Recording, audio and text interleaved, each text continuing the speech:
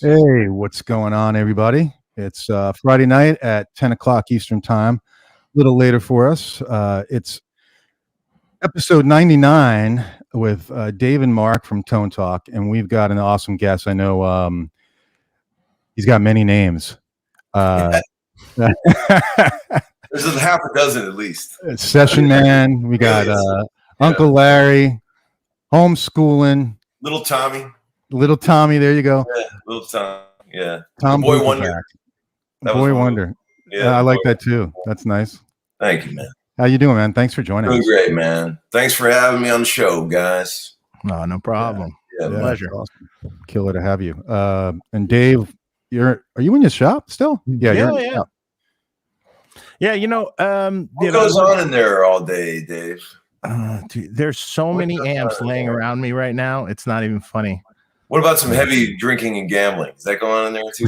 Well, it's funny. It's funny you bring that up because no, generally not the gambling part, but okay. Funny you bring that up because Pete Thorne and I have decided that we would like to have a bar in the shop. See, like a full bar. A keg? Are we talking beer, a kegerator? Well, that's always possible, right? And that's probably not going to happen yet. But there's going to be many bottles of things, and it's funny. There's to the left of me here. There's a TV on the wall up high. So we're going to put the bar right to the left of me here. Oh yeah. Literally, there's going to be bar stools, the television. Oh shit, that'll be great for the show. We're gonna actually do some video stuff from the bar. You're gonna do it right. I love it. It might even be called from the bar. Pool table, maybe. What do you think? We'll take up the whole front of the shop then, but maybe. Okay. You never know. Dartboard's always cool. You can gamble on that. Could do that. Yeah. Doesn't take up as much space. Yeah. Well, it'll be a work in progress once it gets going. Yeah. So boy, back when I had a music store for like 3 years, back in the like 2015-ish, and boy, we did some heavy gambling in there. Boy, I was the house playing blackjack with all the customers. Oh no! Oh man, we had some good times in there. That's awesome. Boy. Yeah, man. Fun. Hey, I want to thank BV Ninja for helping us first of all, for moderating the show for us, and also setting this up, helping me hook up with you, Tom. So I appreciate that, BV. Yeah, thank you. So, and also before we also get started, make sure you guys check out Sweetwater. They sponsor the show. We have an affiliate link down below. If I didn't post it, I will after this video. So click the link and you can buy all your Sweetwater gear there. All right. Your Sweetwater gear. Look at that. All your mic pre's, and everything. Let's wait. Maybe a console. You might need a console off our link. And all your a Bricasti reverb off our link would be good. So if your guys are in the market for any of this high end stuff, please feel free to do it off our link. $100,000 pair of studio monitors. Yes. Yeah. Exactly. Mm-hmm. Yeah. Oh, look at you! Got all the comments over here. You see them? Yeah. Without my glasses, so here it is. We will get to the super chats. Let me see. I think I know super chat. What's that mean? That's the top chat. I think you know about this, Tom. Hey, Tom, love your show. I love what it turned into. Cheers. Thanks, Mark and Dave, for all the great shows. It all started as a joke, you guys. It was never supposed to be anything serious. So how did it start? So what was it? You just quarantine started? Yeah. You remember how, man, I've told the story a time or two, so if you've heard it already, forgive me, but it's the first day of quarantine in Nashville was like a rainy, depressing Sunday. I remember, and I had this conversation with this old buddy of mine named Steve Marcantonio, who's a legendary recording engineer.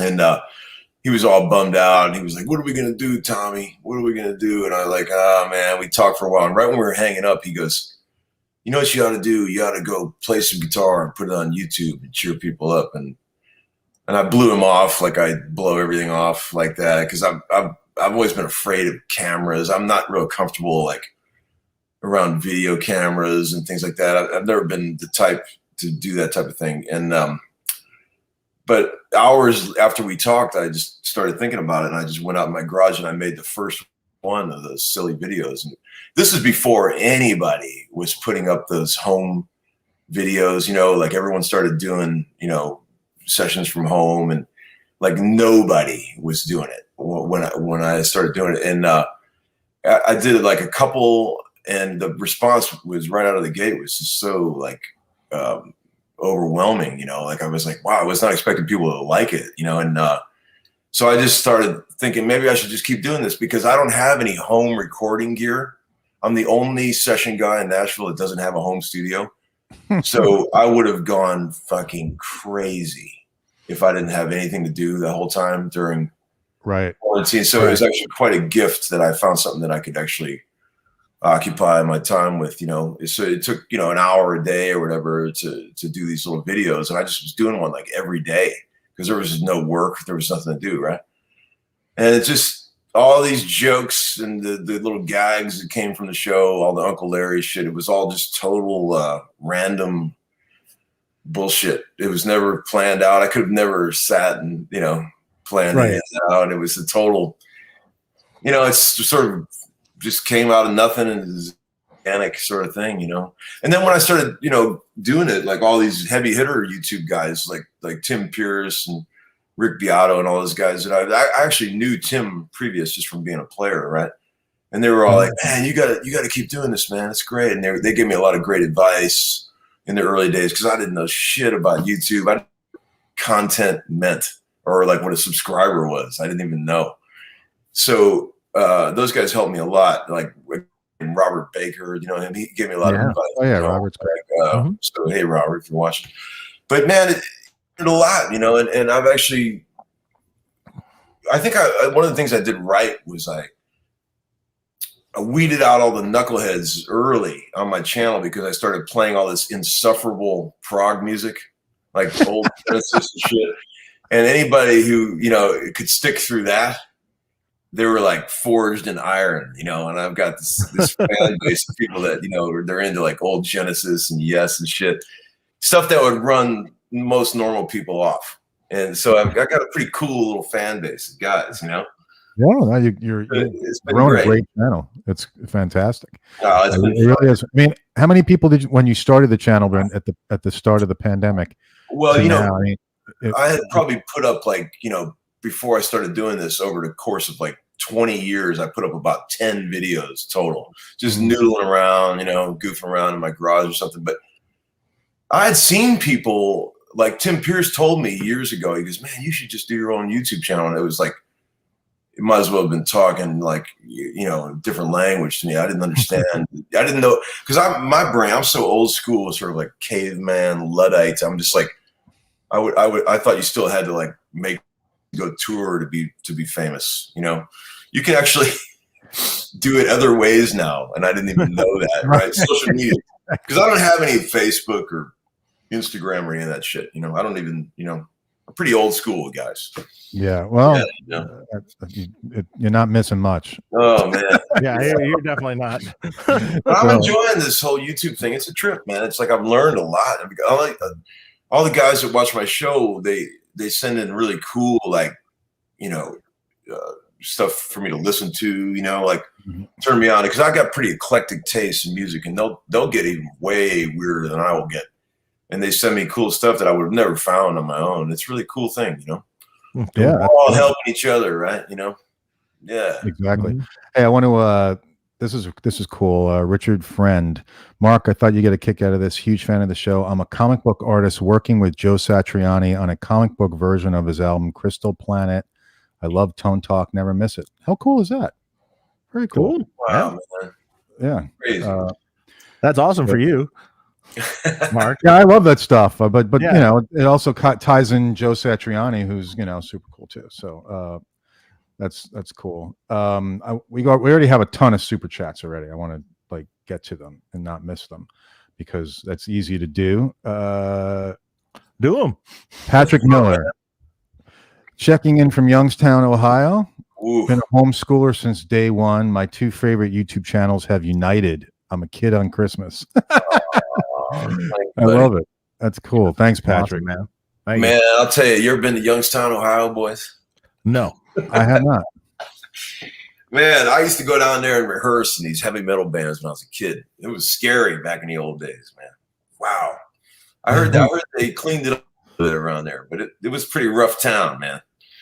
Back in the Patrick, is it still rough? Tell us. I'll look for his response. All those towns are cleaned up now. Oh yeah. You know, Clubhouse. all through the Rust Belt there. Oh man. Let's see what we got here. Hey Tom, before becoming an A-lister, did you focus at all on being a version of many other players, an adapter, or are you more of a singular voice being hired for your unique style, or somewhere in between? Well, you know, I don't think you can even call yourself a serious session man on any instrument unless you know the language, right? I mean, there's basically certain primary colors that you have to be able to deliver, right? You know, if somebody wants to evoke the emotion of Jimmy Page or Mark Knopfler or Dave Gilmour or Pete Townsend or you know, Albert Lee or you know, anybody you could think of, you got to be able to at least get in the ballpark, right? Because that's the thing. Like they'll say, I want it to feel like this or like that. And if you don't know any of that language, if you can't even get them in the ballpark, you're not a session man. You know, you got to be able to cover a really large. I mean, that's the thing about being a session guy. You don't know. You have no idea what you're going to be doing from one day to another. It's so incredibly different. I mean, like one day you're playing these like super like old school traditional country, and that's a whole language that you got to know, and that language is hard to learn to make it sound legit and make it sound real. And then you could be playing like heavy rock, you could be playing like metal, you could be playing blues, you could be playing acoustic shit. You just never know what you're going to be doing. And man, you don't want to be caught with your pants down, man. There's nothing worse than someone saying, I need this feeling, and you don't know how to do it. It's a terrible thing. So, you know, get a call back. Yeah, being a session man is really not about having your own unique voice. You know, it's never has been for anyone.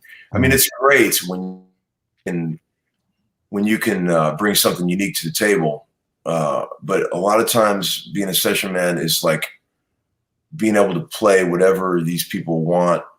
You know, whatever emotion they want to feel on their record, you got to be able to go there. You know what I mean? And it's the learning curve is just so incredible that it's a wonder anybody ever gets there, because there's just so on every instrument. You know, you got to be able to do that on drums, and piano. Right.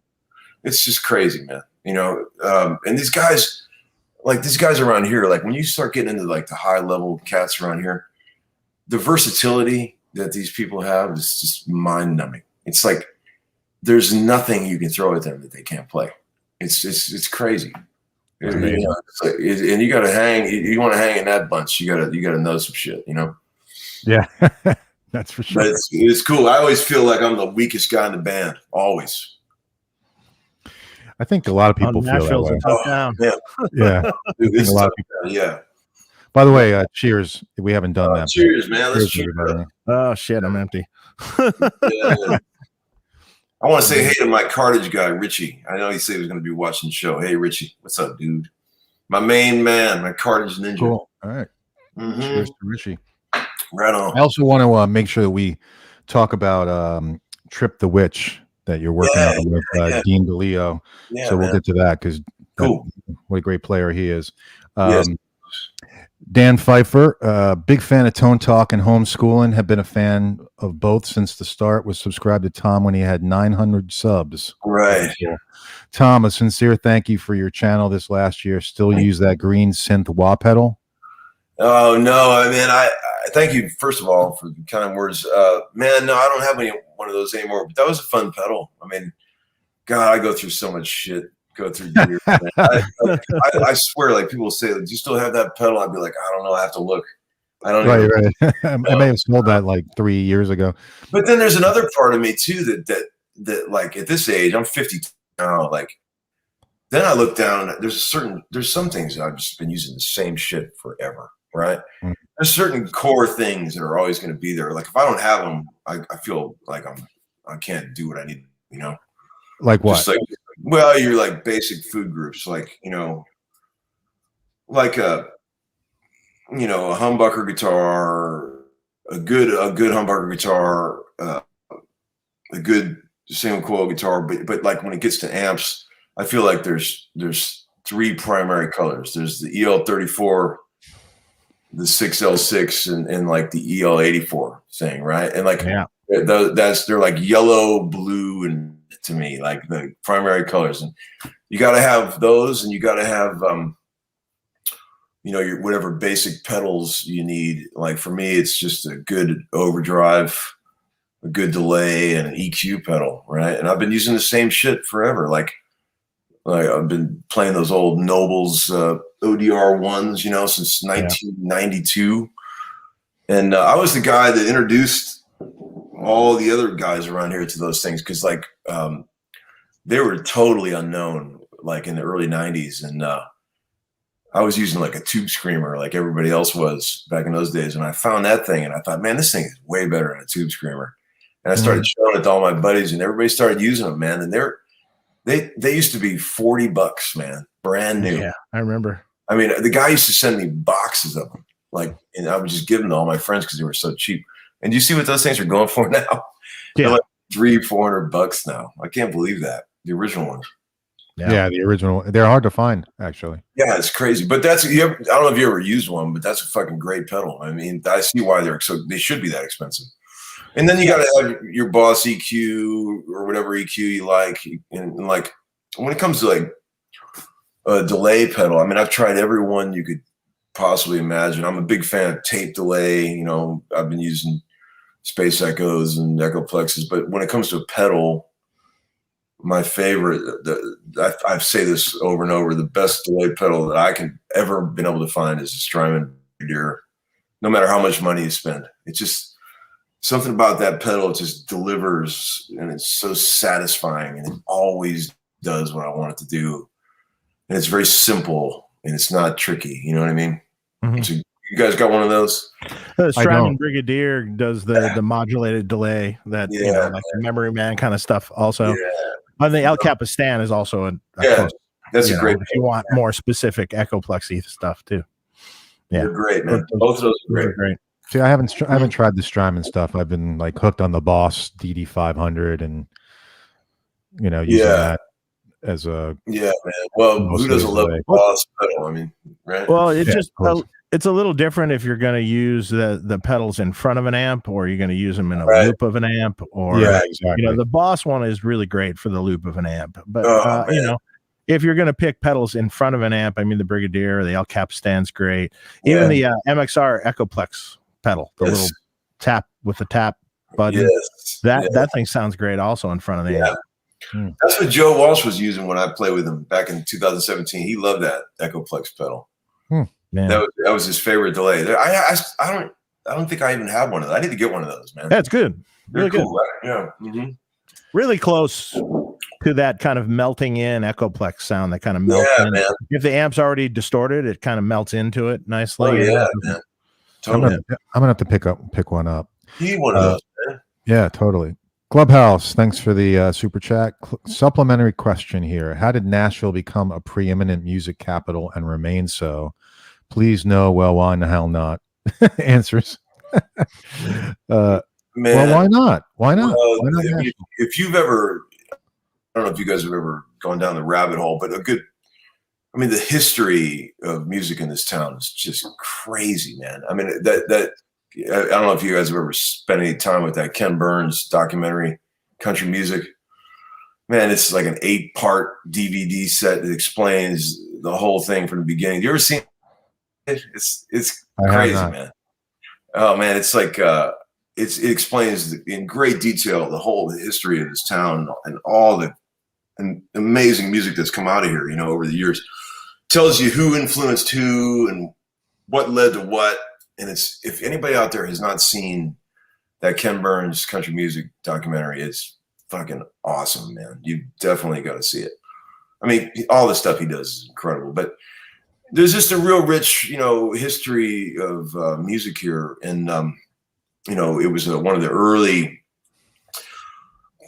sort of places where there was a lot of studios condensed in like Memphis or Bakersfield or LA or New York. It just had or Muscle Shoals. It had a sound of its own, and there was a whole scene happening here with the producers and the players, and people wanted to be a part of it. There was a lot of really great, early pioneers like Chet Atkins and Owen Bradley and all these people that did amazing things, and they built an amazing community of studios like down on Music Row where people were just coming through and cutting records and having big hits, different sound than the Memphis sound or the Muscle Shoals sound or the Bakersfield sound, but it was its own thing, and there's something, they call it Music City for a reason. It's like, well, I grew up in Cleveland, right? And when you told somebody you were a musician up in Cleveland, they would laugh at you and say, like, yeah, what do you really do?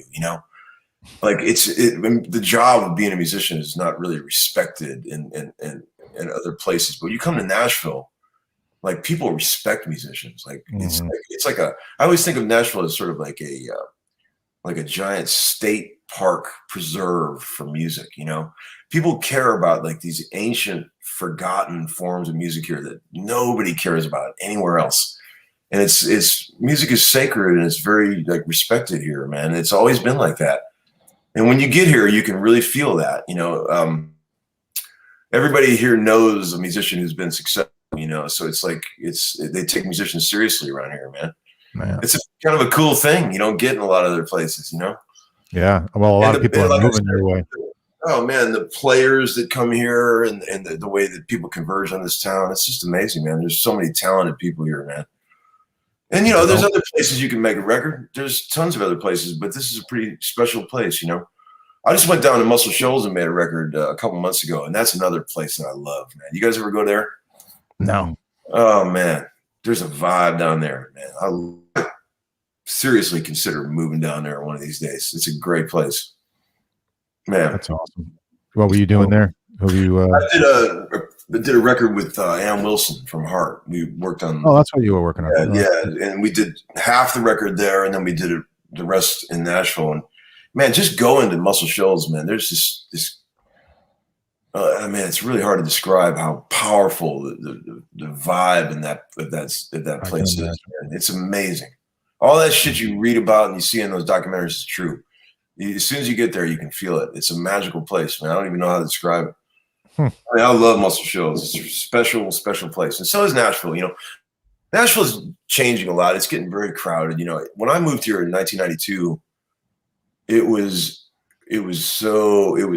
thought of it as like the best kept secret. Like it was amazing, but there was very few people here.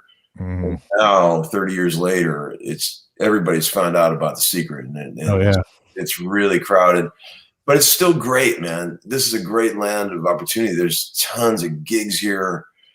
There's all kind of shit you can get involved in musically here, right? Yeah.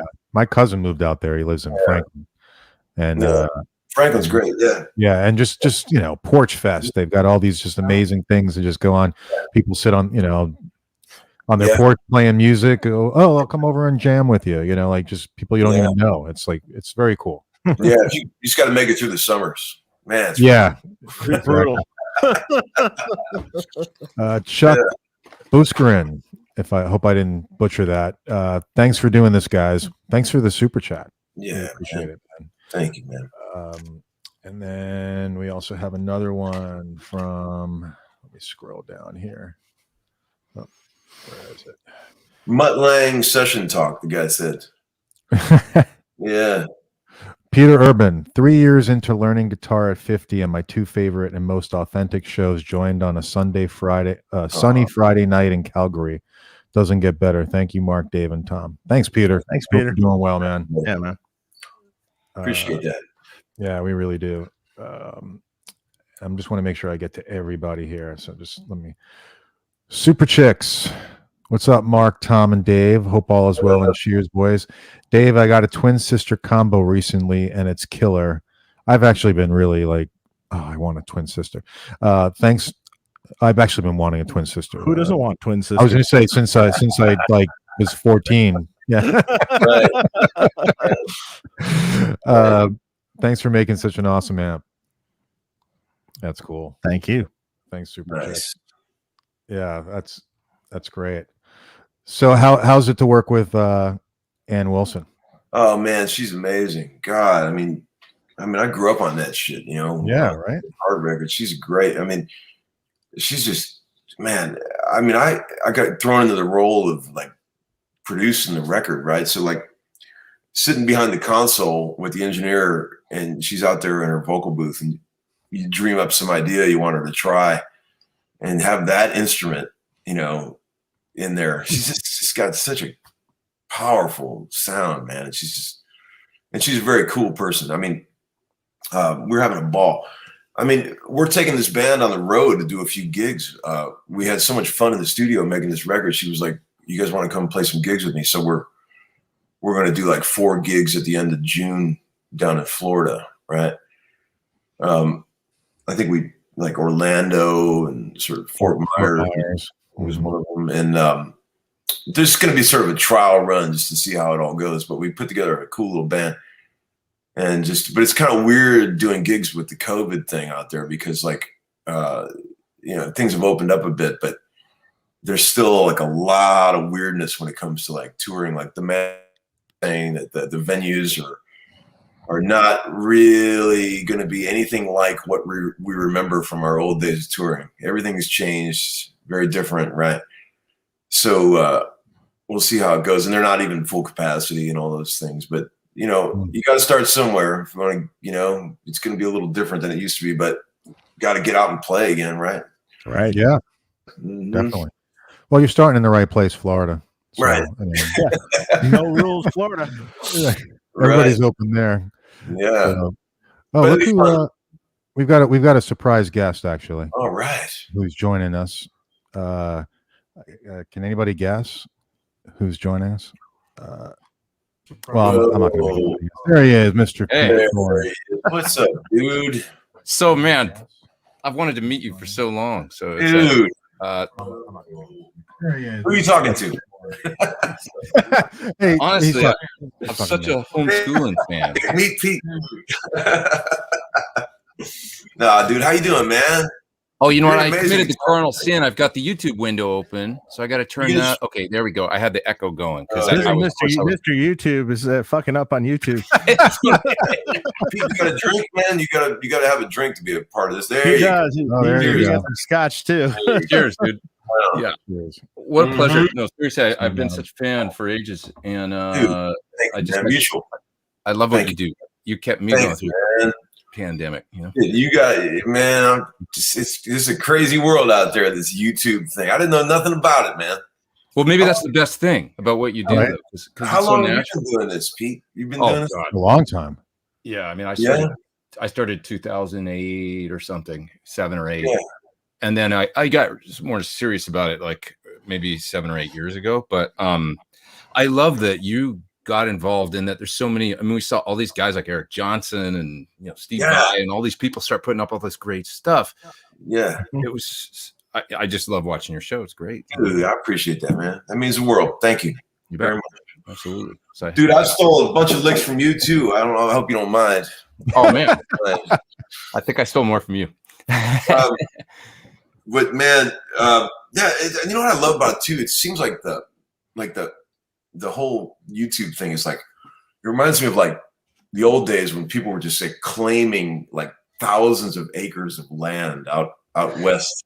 It's just wide open, right? It's the Wild West. That's what I always say. Claim Right. this million acres. This is mine now.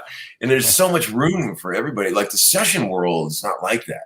The session world is very sort of, man, you really got to bust your ass and work really hard to like break into that thing. But YouTube thing seems like there's just enough room for everybody to because like people just like to sit and watch videos. It's like, there can't be too many people doing it, right? Well, you don't have a wall to get through. You've got a direct Right. connection to folks. So Right. if you've got something to say that people are Right. interested in, it grows organically. Whereas in the Mhm. session world, I was actually going to ask you about that, Yeah, about man. Nashville, about you got there, you mentioned in the early 90s. And, Yeah, it's like 1992. Yeah. and I know many folks that, moved out there and then they leave, because they can't they just can't put it together. Well, yeah. I mean, I didn't want to leave Cleveland. I was scared to death. I was 24, living, still living up there. And I was playing in all these cover bands like for $60 a night, playing fucking 3 hours sets, and I mean, that's a tough living, and I was like, I always knew I wanted to do something professional. I didn't know what exactly, but I always felt like I was like the only guy in all the bands that I was in that was actually listening to the other guys in the band. Did you always feel like that when you're a kid? Like maybe I need to grow beyond the scene, sort of. No, I've noticed a common trend amongst a lot of the people that end up converging and moving to Nashville. It's like, okay, they always say, like, I always felt like I was the only guy in my cover bands in my hometown that was listening to the other players. Okay. Right. Like I would say stuff to the guys like, man, that was cool how you changed that part in the second chorus, and they'd be like, what? I'd be like, no, that you didn't, that was different than you normally do it. They'd be like, what are you talking about? Like, but to be a real player, I always say you have to have total full court vision, man. Like you have to be able to play what you're playing. So sure, but mainly focusing on what everybody else is doing. Right. I always say it's like birds flying in formation. Like the session thing around here, it's like you'll have 5 or 6 guys playing and one guy changes one little thing and everybody else is all over it, man. Wow. It's just amazing how intensely everybody's listening to each other. And I always felt like, I was doing that even when I was a kid in like bands, but I didn't know what that could lead to or whatever, I didn't know what I could do. But when I got here to Nashville, I was like, wow, okay, other guys were doing that too, right? It was kind of cool, right, to see. But man, I'm glad I took the chance, or took the leap to move because, God knows what I would have been doing if I stayed up there. But I told myself I'm gonna go for 1 year, and if I can't get something going, I'll just come back home. That was the only way I could talk myself into doing it, right? So I did that. And then, like in the first 3 months, I was on some road gig. I mean, I got a gig. I was on a tour bus, and I was, and I was never looking back after that, because it's pretty easy still to this day to get a road gig in Nashville. If you can play and you can sing or whatever, I can never sing. But if you can play and sing, and you can get on a touring road gig pretty easy still in Nashville. There's like a million bands that are home based out of here. They go off and do their summer tours, and and that's may not be great money or whatever, but at least it's a professional gig, right? Sure. There's tons of those, man, up until COVID, of course. But up until that point, there was like a million gigs. But I'm sure it'll be back to that eventually. But I always thought that was cool about Nashville is that there's plenty of opportunities. Now, the road gig thing is kind of like where you start. And then if you wanted to get into the studio thing, that's a whole nother thing. Mm-hmm. That's where like all the real players go, right? Because once you're done with the road gig thing, then you sort of graduate to the studio or whatever.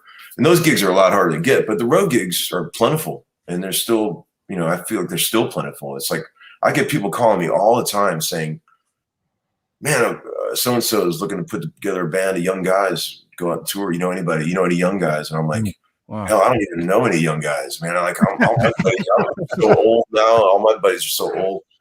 But that's amazing insight. I mean, that you just, then this is why we watch you, because that's an incredible answer to my question. Like, I mean, really, like the ability to listen to other players can set apart, that's step one. That's the most important thing you can do. I mean, like when I always equate it to pro basketball, like or football, when you see those guys on the court, they know where every guy is instinctively.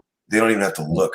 Sure. It's like that's what it is like when you get with players at this level. I mean, these guys are so good. Like you play the track one time, right?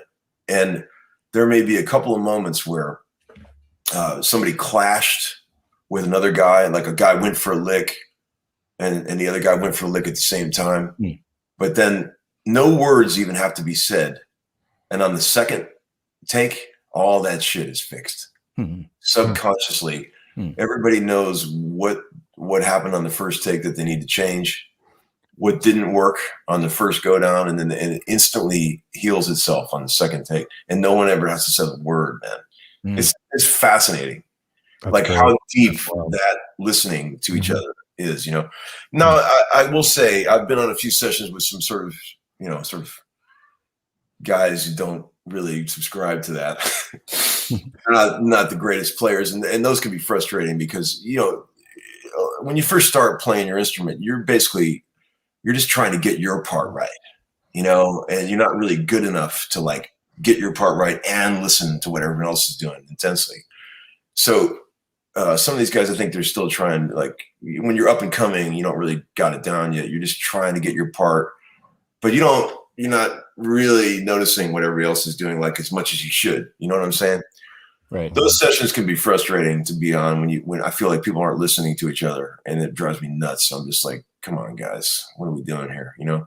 Right. It's supposed to be a conversation. Yeah, it has to be a conversation, man. And all the best shit I've ever done, and all the best people I've ever played with, it's always like that, man. It's just people intensely listening to each other and feeding off of each other. They notice, they change one thing, you notice, you know. Yeah. You're talking about a really interesting world that's like it's the world of where you got a chart or you've heard, you know, a demo or something, right? And you're just getting the song together, and then it organically turning into something, and there's the take. And that's a thing that not a lot of it's very few musicians that live in that world, where a lot of musicians are, you know, do cover bands or sidemen on the road, a lot of stuff like I've done and stuff. But that thing you're talking about, where you take this thing and there's nothing there yet, and then you turn it into this thing, and everybody contributes their little exactly.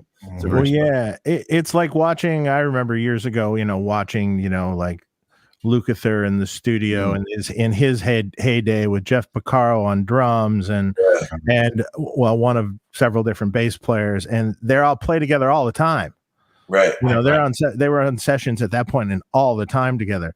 Sure. Those guys could just, you know, be blindfolded and be like knowing what everyone's going to do and where everyone's going and the speed at which they come up with things. I watched it before where it's just guitar overdubs, right? But, you know, they play Luke the track, you know, and it's like he listens to it for one little take. He goes, "Yeah, okay, I know what I'm going to do." Yeah, and then you watch him play the perfect part. Yeah, off the cuff. That wasn't even charted out. It was just like they were asking, "Well, what would you do here?" Yeah, okay, boom. Yeah, boom, I mean, perfect. Because sometimes people listen to these records and they think, "Oh, you know, that's not that hard. I could play that." You know, but the thing is, you don't realize is that you might be able to play that, but that guy wrote that. That guy invented that in like 2 takes, right? And that's like, you can play it, but could you, in the heat of battle, write it, compose it, dream of it, hear it, and execute it? Right? I mean, execute it. Dude, that's the part that people don't understand. That's where the real art is, man. And that's what they're paying you for. These people, they don't come in and say, "Well, here's the part I want you to play." It's never write it. They'll give you the song, and it's like they'll give you a sketch of the song, but they don't tell you what they want the guitar to do. So you have to you have to just take what they got, and you got to come up with a cool guitar part. And man, it has to happen fucking fast, man. There's no time to fuck around, man. And it's like it's all fun and games. And Nashville guys, I'm sure, like everywhere else, a lot of joking around, a lot of really quick-witted, sort of funny people that are joking around all the way to the count off, man. And then when that count off happens, it's fucking stone cold killers, man. Everybody's like, jokes are over and everybody's there and they're totally invested in the track. And then it's over and it's back to the jokes. Right. That's now, great. do you work with the same people all the time? Like same bass player? I was telling Mark yesterday, Nashville's like a giant band with interchangeable members. There's like 100 guys, like 20 drummers, 20 guitar players, 20 keyboard players that you're going to see on like basically every session.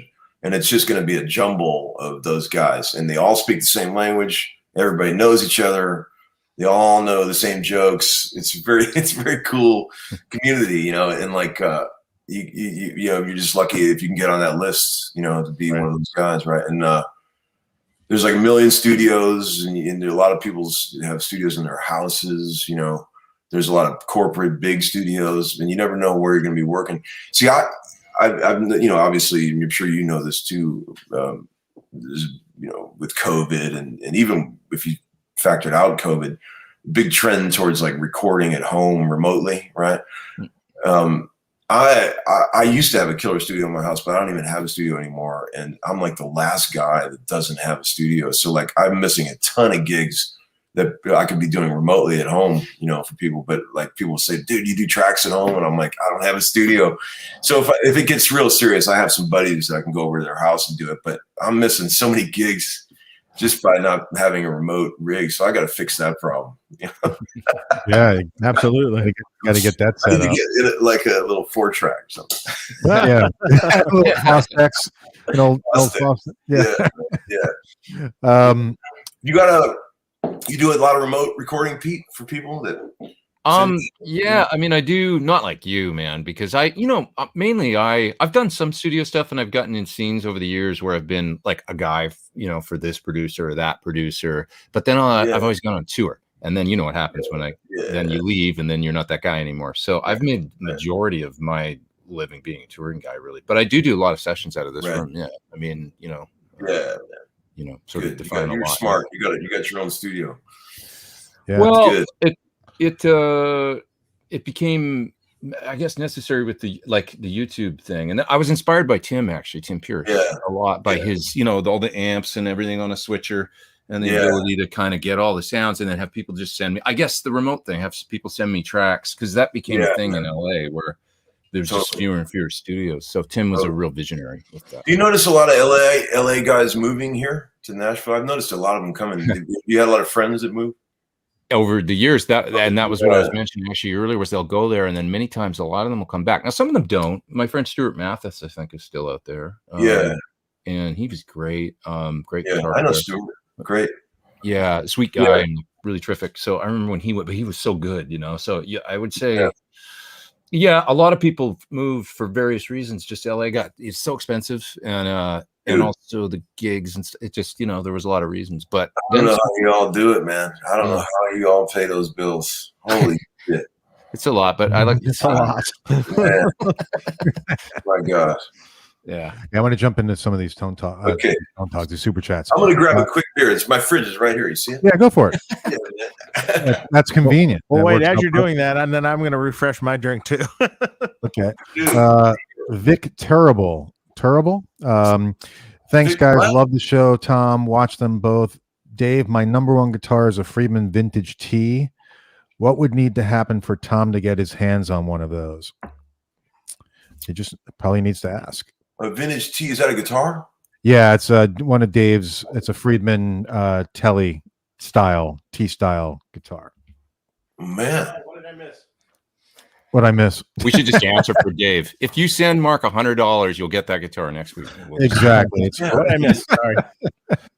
Sorry. He says his number one guitar is a Vintage T, and he wants to know how Tom can get one of those. I'll have to come steal it out of the shop there. Absolutely. Yeah. That's great. Let's see. Well, I mean, when are you not there, Dave? Would be a good time for me to break in. The problem is someone's always around here. I think Pete's always there. Okay. You have a security system that I should know about? We won't say. Yeah. Remember when I started doing my silly show, everyone was saying, man, you got to be careful with all that gear in your garage. Somebody's going to break in and steal all that shit. Yeah. It's I've heard that before, or my wife's like, oh, you have to show all your stuff. Like, come on. Yeah, right. I look at that as that's what insurance is for. That's right. Right, exactly. Hopefully replace it. Hopefully that would never happen. And guitars aren't the only thing I collect that starts with G. I always tell people. Oh. Not a good idea to break into Tom's house. Yeah. Right. Not smart. Right. Exactly. Right. Tom, on Tone Talk. Here. Let's see. How come it took so long? Hey Tom, please play some Slide on future episodes. And Dave, send the guy a BE, huh? Hell yeah. Greetings from Rio. It's funny. Yeah. That's I'm a funny. shit slide player, man. Do you play slide, Pete? I'm terrible. I can play like a little bit of geez. George Harrison style, but then I hear Yeah. somebody like Ian Thornley or I hear Oh, I Sonny know, man. Landreth or whatever, and I'm like, holy, oh my god, you know. Yeah. But I enjoy it, like Yeah. to try, you know, to tackle it. Man. But It's fun to goof around, man. Yeah. That's a tough thing, man, to get really badass on that. Yeah, yeah. And you almost, I mean, I respect guys who can, I mean, it's easier in an open tuning, but I respect guys who can actually do it in a regular tuning and just break out, like, you know. yeah.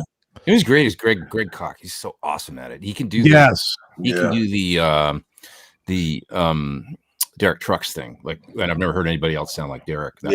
You know, it's amazing. And he's got a whole, I watched some stuff where he's like fretting with it. Yeah. You know, and so his intonation's perfect, like Derek. Oh my god, that was like a YouTube revelation for me. Yeah, like, man. That's how. What about Greg Lease? Wow. Yeah, I know Greg Lease, man. I played with him several times on stage. He's fucking badass. He can play a slide and a lap steel, and pedal steel, and acoustic, and Cool guy. I haven't seen him in ages. I love that cat. He's cool. Andy Moss, Tom, late to school, but I'm a fast learner. Enjoying the videos. Thank you, buddy. Thank you, man. There's a lot of shit to go back and look at, man. I'm like on 106 episodes now. That's amazing. Yeah. God, that's amazing. Yeah, we're on 99, which but you know, we started. Yeah, but that was like 106 in like a year. Yeah, I was going to say 106 a year. Do you ever have trouble thinking of like a new thing to talk about? Like, man, you know what's funny? I don't. But I'll tell you one thing. I don't know if you guys are like this, but man, if I am not in the mood to do one of those silly shows, I don't do it. I gotta be inspired to do it, and I never want to do one where I'm not like in the mood to do it. I would never just do one just to get, you know, I need an episode. Man, weeks could go by, and if I don't feel it, I won't do it, man. And I'm a pretty, you know, up and down, moody guy, man. Sometimes I just don't feel the you know, I feel like I have nothing to say, and I feel like, you know, playing like shit or whatever, and I just don't want to like crank out some horrible thing. But then all of a sudden the moment will hit me. I'll be like, man, I'm gonna make a video, and I'll get jazz, and I'll have some shit going on in my brain, and I'll go make one. And they're very spontaneous. Like it could just be literally like, because when I take my boys to school in the morning, every morning, and they're like little musicologists, man. I'm playing endless. I mean, these guys know more shit than you wouldn't even believe how much music these guys know, and they're 8 and 5. And I'm playing all the classics, and they know, you know, all this crazy shit. And I'll be playing them songs, and I'll hear something, I'll be like, fuck, man, I've got to go in detail talking about that. Like this morning, for example, since we got 90 minutes, I was listening to Marshall, my 8-year-old, was asking me about the Doors, and I said I'll play some Doors, man. I played them like People Are Strange, and then I played them Love Me Two Times, and then I played them Riders on the Storm. And I was just listening to that. Really, I listened to the whole thing, Riders on the Storm, and I was thinking, man, fucking Robbie Krieger, man, he's totally underrated, man. So underrated. His touch, man, and he was probably like 25 when he played that, and it's just so like mature. And you know, he'd only been playing like for like, I heard when they started, he'd been playing like 6 months or something. Yeah, he was a brand new guitar player. He blew me away, man. His touch, man. Riders on the Storm. I know it's 6 minutes. It's all that shit, but there's some fucking badass guitar playing in that. And Zarek is a freak musician, man. Yeah. They don't get enough credit. The Doors get slagged by a lot of people, and I know they're very polarizing, you know, but man, they were really good players. And Johnny Densmore, man, his pocket was sick. That was a good band, man. And you know them as soon as you hear the song. They're so unique. Man. That was a good band. Totally. When the Music's Over. Oh, dude. You know, that song is. Man. They had some amazing shit, man. I got to do a session actually for Franklin Vanderbilt, who's Lenny Kravitz's drummer, at Robbie's studio about 2 months ago. We went and recorded a bunch of tunes there. It was great because they got he's got all kinds of memorabilia on the walls and all kinds of pictures. But yeah, it's really cool. Yeah, I heard he's a sweet guy, man. Yeah. I didn't get to meet him, unfortunately, but I have met him once before though. He was at a jam at the Lucky Strike once in Holland. Oh, cool. I met him just really briefly that night, but it was cool. He's out and he gets out and plays, and it's cool, you know. Yeah, seems really nice. He was actually during quarantine. He was doing a couple videos, a couple lesson videos. Saw those, man. Yeah, it was great. Show you the right way to play some of his classic shit. Yeah, Love Me Two Times and stuff. Michael Pomzano, man. Hey, dude, what's up? Sweet Michael. There he is. I'm going to jump to Lucas. Oh, I'm going to butcher that. Wojciechowski? Yeah.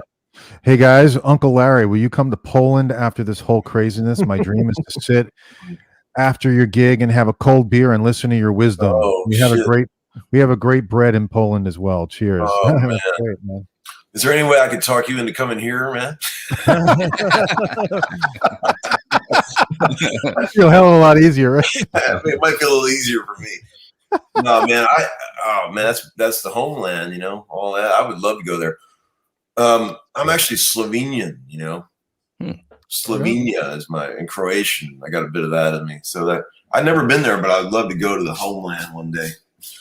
I would love to see that stuff. You can tell from my last name, I have some Polish descendants. Seems like a beautiful place. You guys had better jet. I've got to meet for dinner and stuff. Oh man, what a treat!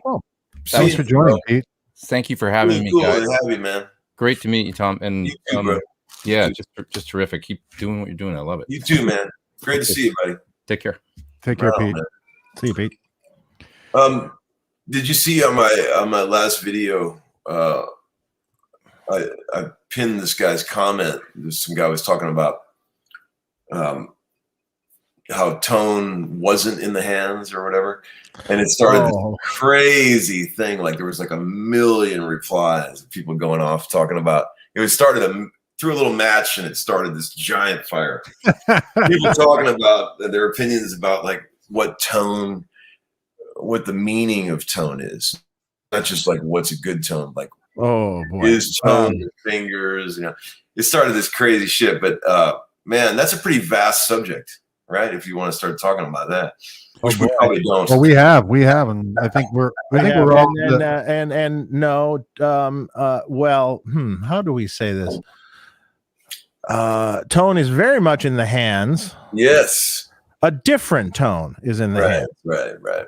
Meaning every individual has their own sort of tone, or in some cases, maybe no tone. Yeah. No, it's true. Over the years, I remember, playing someone an amp, and they go, "Let me try it," and then it sounds great. It's let's say it's a great old Marshall or something. And, it's sounding killer. And the person plugs into it, and you can't find a sweet spot, right? You kind of are looking at it, going, "Man, yeah, did that break?" Right. Wait, what happened? And it was. I find it interesting because it's really sort of hard to define. Oh man, you have your two hands, you have your fretting hand and your picking hand, and it's really hard to define what it is this person is doing wrong to make that sound come out. Well, I don't know how to actually tell someone. I notice it a lot on acoustic guitars. I'll have a great old acoustic, that a guy like Brian Sutton could just get all this shit out. And you hand it to some people, and they're like, they just don't know how to touch it, man. And it might as well be like $100 pawn shop guitar because they don't know how to get any tone out of it. It's crazy, right? Getting tone out of an acoustic is that's big boy stuff right there, man.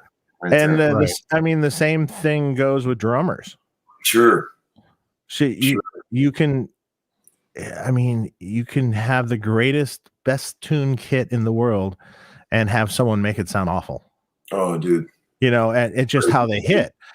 Too light, too hard, not hard enough. There's a magic in between, depending on what sound they're going for. Also, it's like, Well, the thing is, they have to have an ear also. Yeah. Right. To be able to emit that tone, they have to have an ear to hear it also. And if they can't hear it, then at least that's my thought. But Clubhouse, Thanks for the super chat. Been listening to Rolling Stones' first album, specifically "Don't Stop." Stone Roses. Yeah. Oh, Stone Roses. Did I say Yeah. Rolling Stones? No. Yep. Yeah. Okay, man. See, that's weird how that happened. Specifically, "Don't Stop." You must have played reverse track melodies. What is in your heat of battle process? Approach, dynamics, effects, use, pacing. Everything. There's so many billion computations happening. It'd be like trying to ask, fucking Patrick Mahomes what he's thinking about when he's, running around getting chased by 3 linebackers, throwing a touchdown. I mean, it's like there's so much going on, man. Mm-hmm.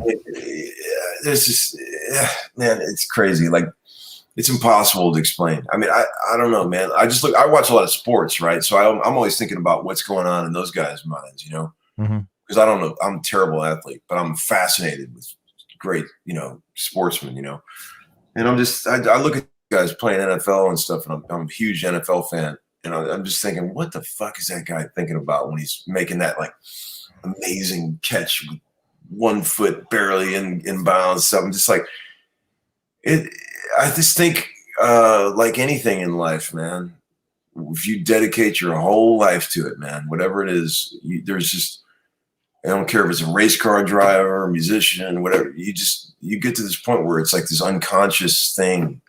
Anytime you see anybody doing anything great, it always looks like they're barely doing anything. You ever notice that? Yes. Mm-hmm. I mean, I don't care what it is, but like if it looks like the guy's trying, he's probably not that good at it, right? That's the fact, man. It is. They make it look effortless. No, totally. That goes for anything. Dusty Dustbin Basement Jam HQ. That's my guy right there. He put some amazing vocals on one of my songs. He's a talented fella right there. Oh, that's cool.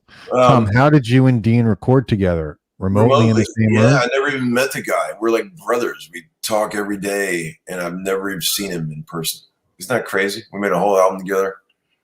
It's so crazy, man. He started watching my videos when they first came out, and some mutual friend of ours sort of connected us, and we hit it off immediately because we're both closet prog freaks. I've always a huge Stone Temple Pilots fan. Man, I grew up on that stuff, and man, I love Stone Temple. Their first album, War, is great. And I didn't know. I mean, I probably should have realized this, but he's a total Genesis freak as much as I am. Oh, really? Yeah, yes, Genesis freak and Jimmy Page. Yeah, man. And I knew Jimmy Page, but I didn't know the prog stuff. Dude, he's a prog guy, just like me. And man, talk about just the sweetest dude, man. He's got the sweetest soul. He's really, really great dude. Very soft-spoken, intelligent, thoughtful cat, man. And I love him to pieces, man. He's so talented. And what ended up happening is we would just start sending little riffs back and forth. Like I'd come up with a little riff, send it to him like a video, and then he would go, "That's great. What about this bit for a B section?" And then I'd go, "Oh, great. What about this for a C section?" We just started sending all these things back.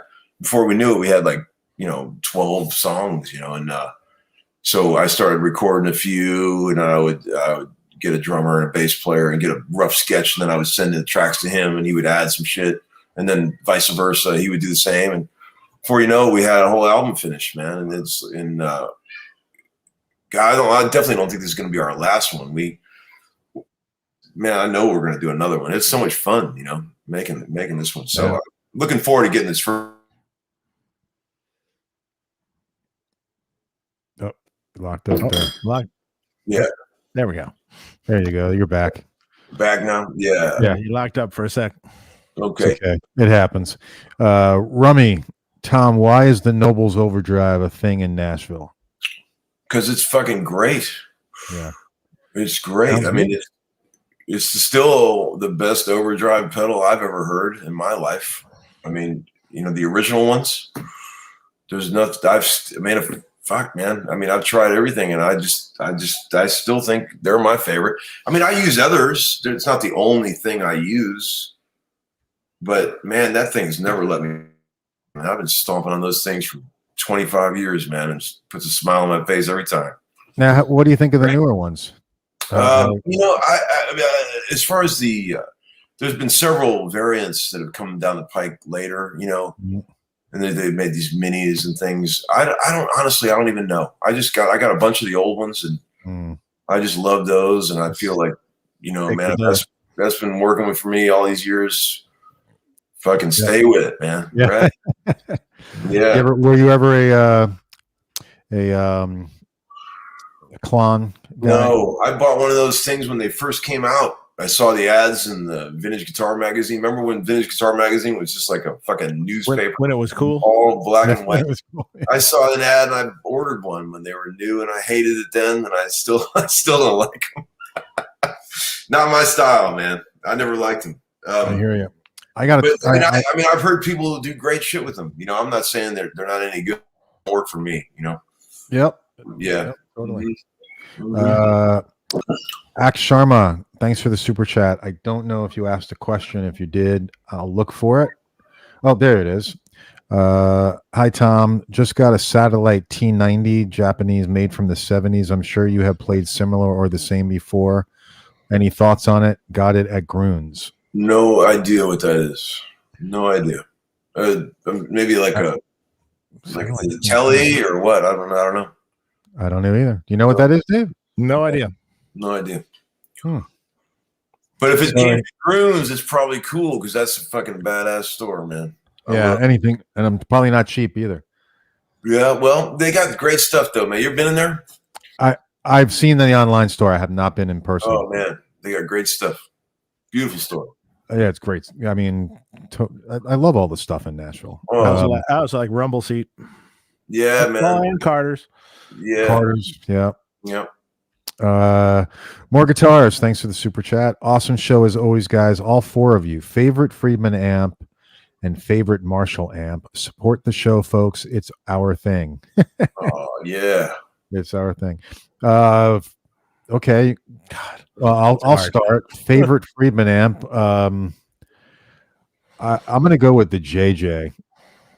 I like with the double J. You don't own one. Well, I guess you own. Well, one. I've got the mini. I've got the not the mini, but I've got the junior, and I love it. It's great. I mean, it's just I don't know. It's got the sound for me. And favorite Marshall, I'd probably go with from what I owned was a Silver Jubilee. That was a nice amp. Yeah, those are mine. Tom, what about you? I know you haven't had a Friedman amp. I never had a Friedman, but I want to try one. And man, I got a good idea for an amp, Dave. You want to hear it? Yeah, sure. Dude, I got it. Dig this. What if you made, you remember the old Marshall Big Pig, the pigs, like Mick Ronson used? 200 watt Marshall Major. Mm-hmm. But I'm a huge old Marshall fan, had every variant you could imagine. Right? I'm sure you've had plenty more than I have. But what I end up doing with any Marshall is I ignore the EQ controls and I just use the 2-channel blend to get the EQ, right? Yeah, how do you set the EQ though? Bass all the way off, presence usually all the way off, and then half treble, half mid. But if you just made a fucking badass 100-watt head that literally had one input, but it was already jumped. Yeah. 2 channels and just a bass channel and a treble channel. Yeah, that's all you had. Have you ever done that? Oh, with no EQ? No EQ. and all you do I've always wanted to do one that has no nothing. But wouldn't that be cool? Like a bass channel, and that's your EQ, because that's really what you end up doing with Marshalls anyway. Is you use the bass channel as opposed to the treble channel jumped to get your EQ. That's what I do. Well, yeah. I mean, I suppose it depends on what exact tone you're going for, but yeah. I don't do much jumping on Marshalls generally. But oh, really? Well, no, I understand it for more semi-broken kind of just breaking up a little bit kind of tones. I totally understand. I'm a big on AC30s as well. Same thing. Yeah. Yeah, I don't jump AC30s either. But I get it. I understand. Yes. I understand the point of it. Yes. So if I had to pick my favorite Marshall Yes. and stuff, so then I don't know if I can pick a favorite one of my amps. That's a problem. There's too many, and I'm not so sure if I have. You know what? I guess if I had to pick one of my favorite amps, I would probably just pick the BE100 Deluxe because it kind of does a little bit of everything. But for Marshall, a 68 50-watt Plexi that I own that's sitting next to me that you can't see, but probably I'd pick that one. Right.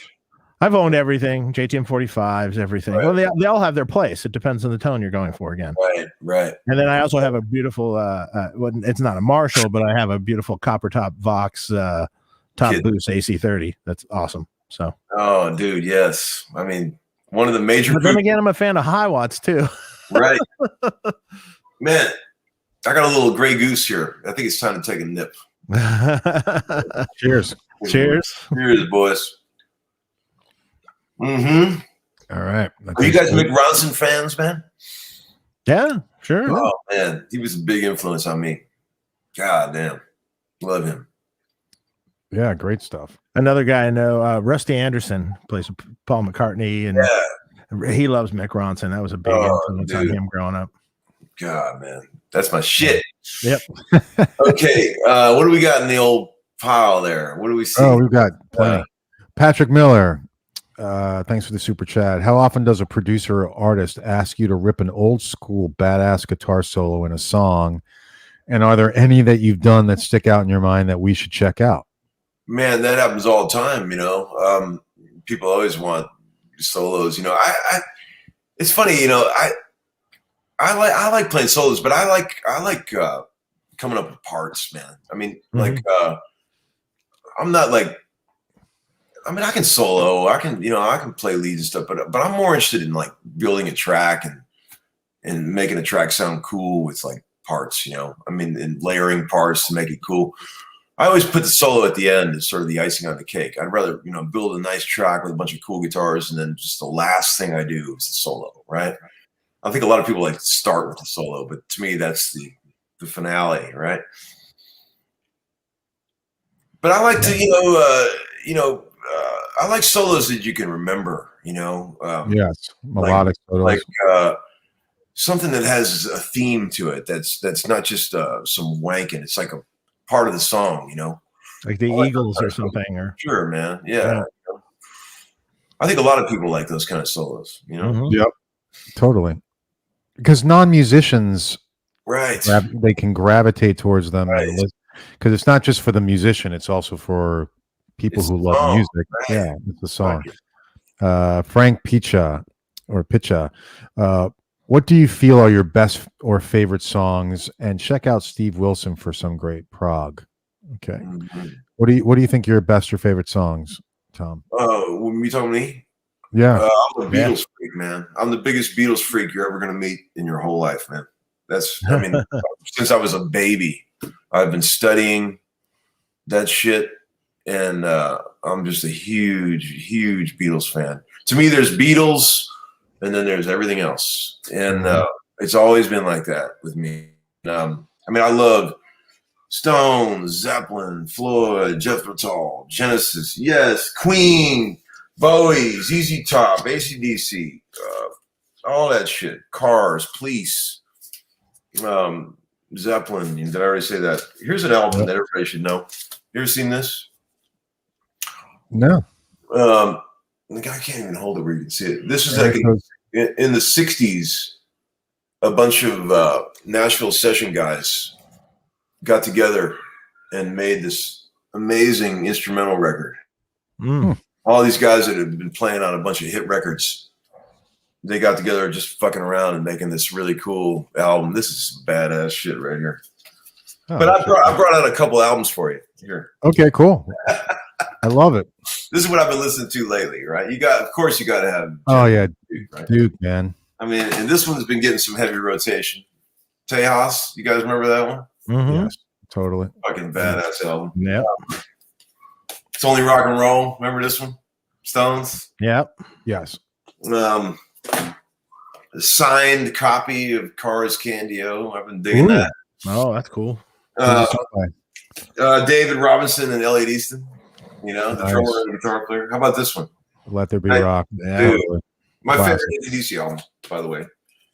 And I'm a big Tubes fan as well. You guys into that shit? Oh yeah, man. Oh man, big Tubes fan. Yeah. Well, I think Lukather played on that. Yeah, the later shit. How about this one? 1970. Oh yeah, that's classic. Some good shit, right? What are you guys into? What do you like? Oh God. Oh man, I love Floyd. Yeah. You know, when I'm into like, of course, Van Halen. You know, Rad, like that just kind of that hard 80s metal kind of stuff.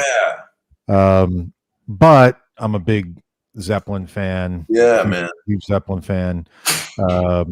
Geez, I mean, if I went the Doors, I've got tons of Doors stuff. Yeah, man. Like we said, the Beatles. I grew up when I was, even before playing any instrument, I was collecting Beatles albums. Oh hell yeah. You know, I wanted all the albums with the Apple logo and, you know, and all that stuff. Right. So yeah, a big Beatles fan too. Yeah, But if I went through my iTunes, you know, it's let's see, you know what album just popped up? Buckingham Nicks. Oh, dude, killer album. That first Buckingham Nicks album. Yes, one of my favorites. By the way, all three of us, I was thinking about this before the show, all three of us are the same age. I think really? we're all born in 68, I think. Wow. Right, Dave? Yeah. No. You know, somebody told me tonight, I missed it, could have said something, but at 9:21 this evening, it was a pretty historical moment. It was the 21st minute of the 21st hour of the 21st year. It keeps going on all the way to the century. Did you see that today? No. Of the 21st century. It goes all the way to the century, to the year, to the century. At 9:21 was a historical moment tonight. 21st minute. We missed it. I should have said something about it. Yes. But you're all born in 68? Yeah. Shit, man. Yeah. I'm a September baby, Dave. We're all old. No, we're all old. So music for me, yes. I love the Stones. I'm a Stones guy more than a Beatles guy. So, and Led Zeppelin was a huge thing for me. Like when I was young, there was a time in my life I got into this crazy heavy stuff. Yeah, like like early '80s. I had this thing there, just like, you know, like thrash metal kind of things, and then. You know, and then it went on to the, you know, 80s era music and, you know, stuff. But, you know, lately I've been going down these tangents and revisiting things. Like I've been on an Aerosmith kick lately. Like, you know, going back to like Rocks and stuff. And Rocks is an amazing record. And someone had given me the Rocks session music. So it's the Rock sessions right off the board. Yeah. No vocals. Oh yeah. So you can hear all the parts and all the guitar parts and stuff before it was mixed or anything. And that's very interesting to listen to, because you're like, oh, that's what's going on under the vocal. You know, it's hard to. It's hard. I find. Great guitar sounds on those. I think that Rocks record, the sonics of that record were amazing. Also, just like the drums and bass and guitars all sounded unbelievable. You know, so almost like AC/DC Back in Black. You know, too. It's just an unbelievable sounding record. Oh yeah. But yeah, you know, all the usual subs. You know, Pink Floyd and right. What's your favorite? It's pretty eclectic. You know. What do you guys? Me too, dude. I'm a total Animals guy all the way. Animals is cool. Oh man, there's an amazing video on YouTube that some guy made about the making of Animals. Did you guys see it? Very detailed.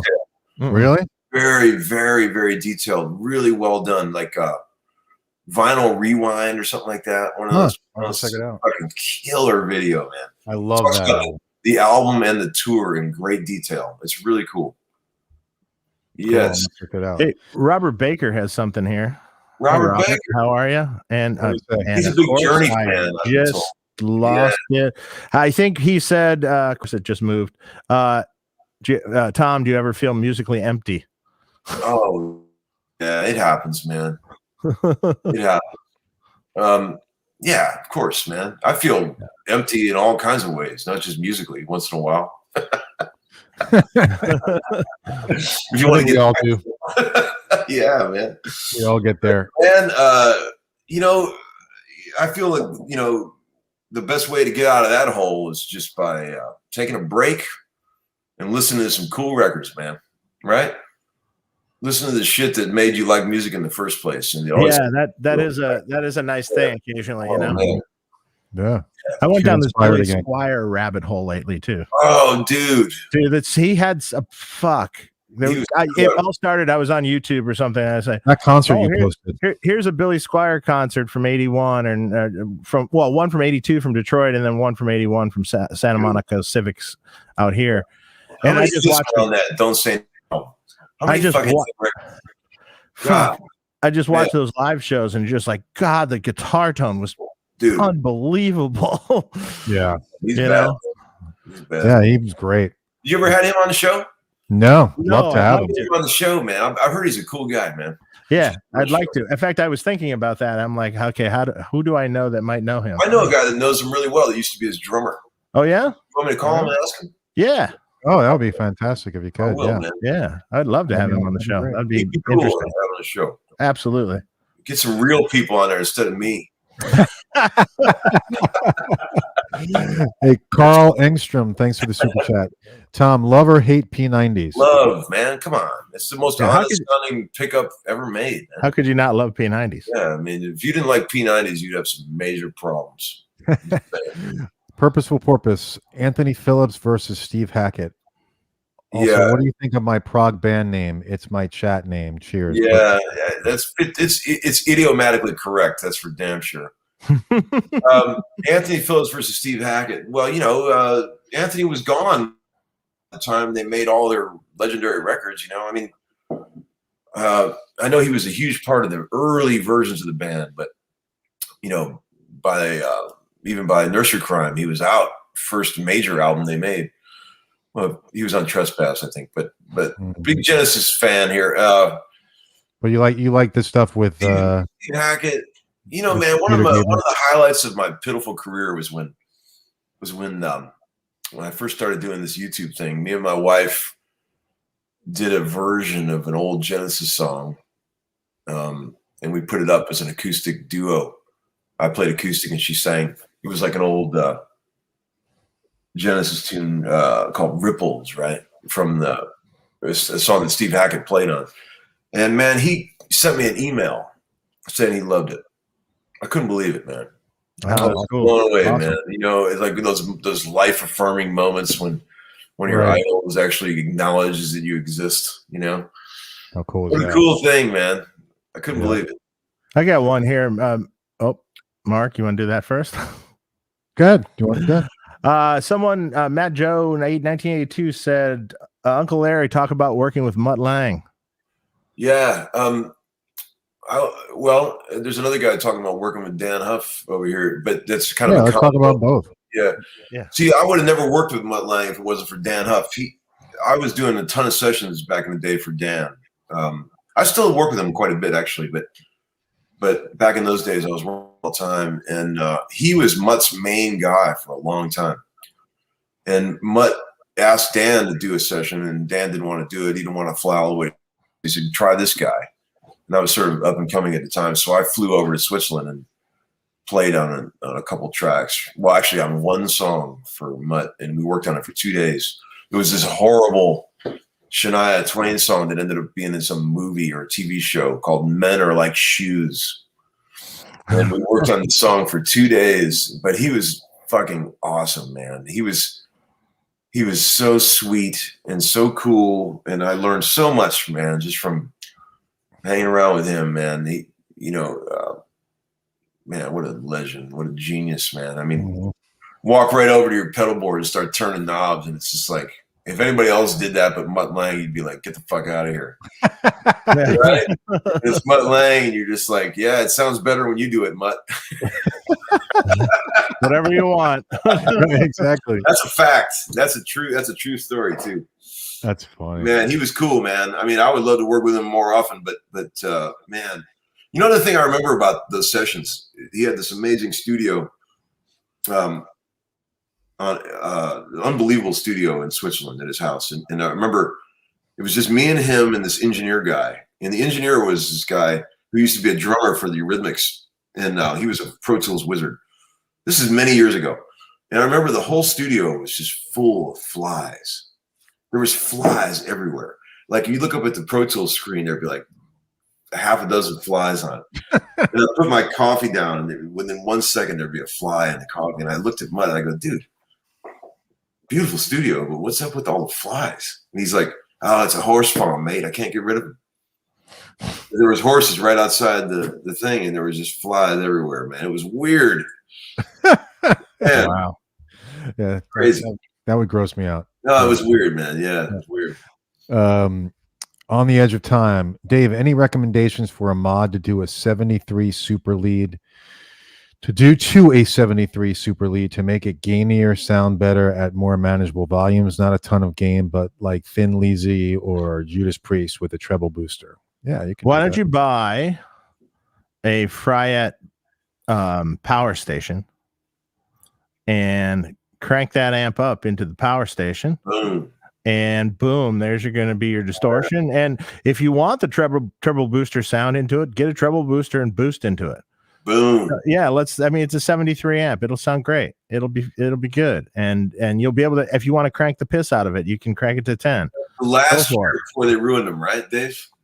That's the last year, isn't it? Yeah, that's a borderline year too. So that year would be that year would be maybe circuit board or maybe not. Right.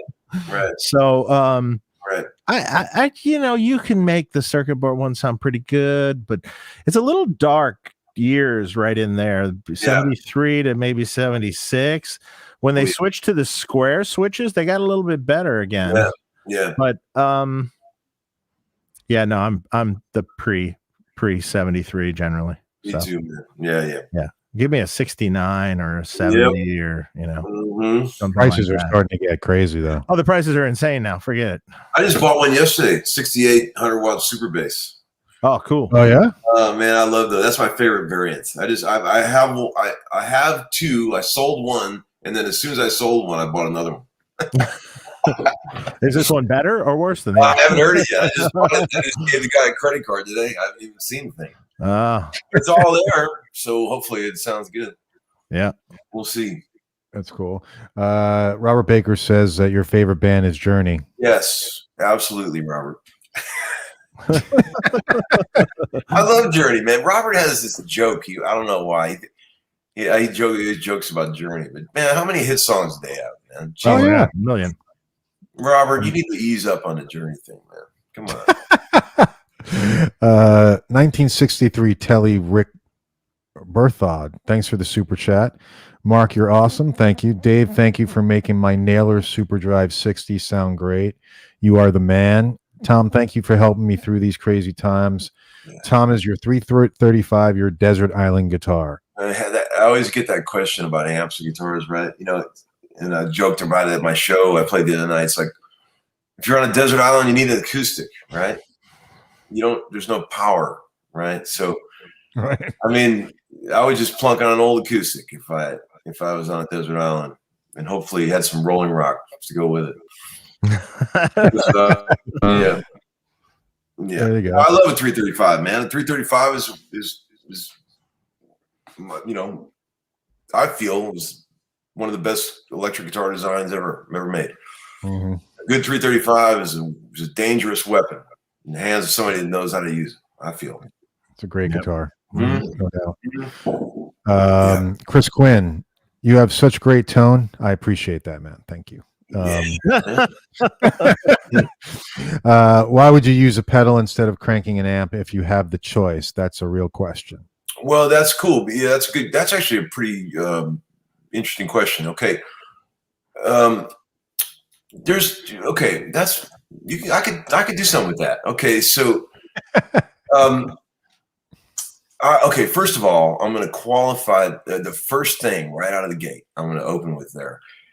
I immediately toss any pedal that sounds like a pedal into the trash bin. Okay, my qualifications for any pedal is that it has to not sound like a pedal. That sounds ridiculous, but you know what I mean by that? Like of the billions of Overdrive pedals or things. A music store, we would just try them at a dozen. You know, people would bring in boxes of pedals, and I would just go, no, just throw them in the trash.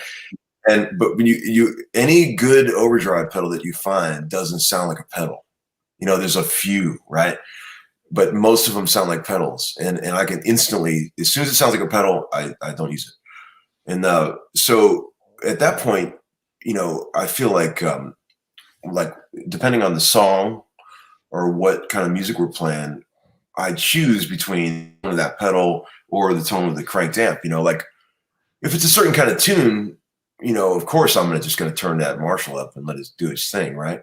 Mm-hmm. But there's a beauty in pedal distortions. There's a different, when you got a good pedal distortion, there's a beauty in there, man. There's colors in those sounds that you can't get from cranked amps, man. And it's like, it's not just a matter of trying to do it at lower volume or anything like that. It's just, there's a beauty in those tones, you know? Some of these distortion pedals and boost pedals that people have made just sound fucking great. And they sound better than a cranked amp a lot of times, you know? Sometimes the cranked amp is the thing. It depends on what song we're doing, what the project is. Like, for example, I'm probably late to this party, but a couple years ago, I started using this pedal called a Greer Lightspeed Overdrive. Mm-hmm. And, you know, it's a pretty common pedal, $100 pedal that anybody could buy. And man, that fucking thing, man, I love that thing. I mean, there's just something that it does. It's got a real sort of musical sort of clarity to what it does. That it's like for mild overdrives, it's just beautiful, man. You ever try one of those Greer Lightspeed? I have not. Man, dude, put that on the list. They're $100. Go buy one of those, man. They're this fucking show cost cool, me so much money. It's crazy. Oh man, yeah. But, you know, it's got this sort of. It reminds me, Dave, of like that sort of brassy top end you get when you crank an AC30. You know, it's got that beautiful grinding sort of like thing. It does that, man. Very cool. I think you'd like it. I always judge pedals for me. If I plug it in and I instantly go, ooh, oh, whoa, wait, right, what's that? Right. Not, oh, well, wait, let me turn the knob. No. If I instantly plug it in and go, wow, wait, I love that. Yeah. Yeah. Then it's a keeper. That's a keeper, right? Yeah. It's got to grab your attention right off the bat. It's got to grab my attention right off the bat. Yeah. And I find a lot of pedals don't. A lot of pedals I find are, okay, yeah. Okay, it's a delay. It's delaying. Right. Okay, yeah. Okay. Yeah. It's chorusing.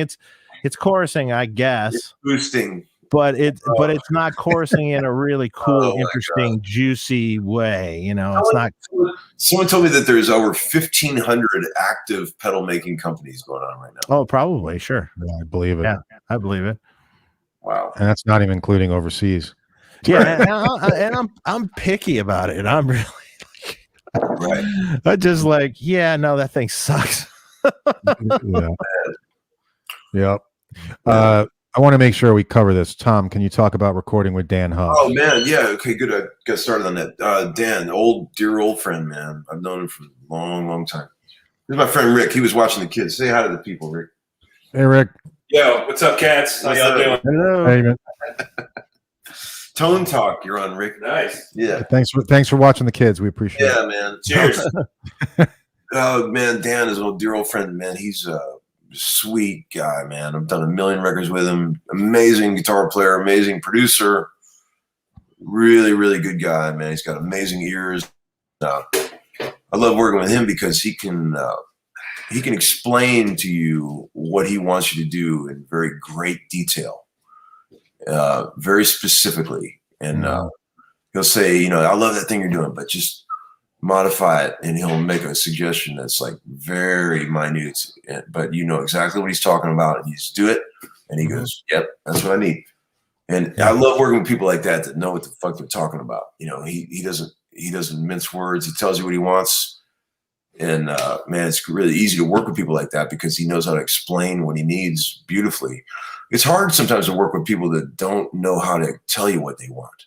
You know, they just don't like what you're doing, but they can't fix it for you. They're like, I don't know, man, just try something else. And you're like, well, what?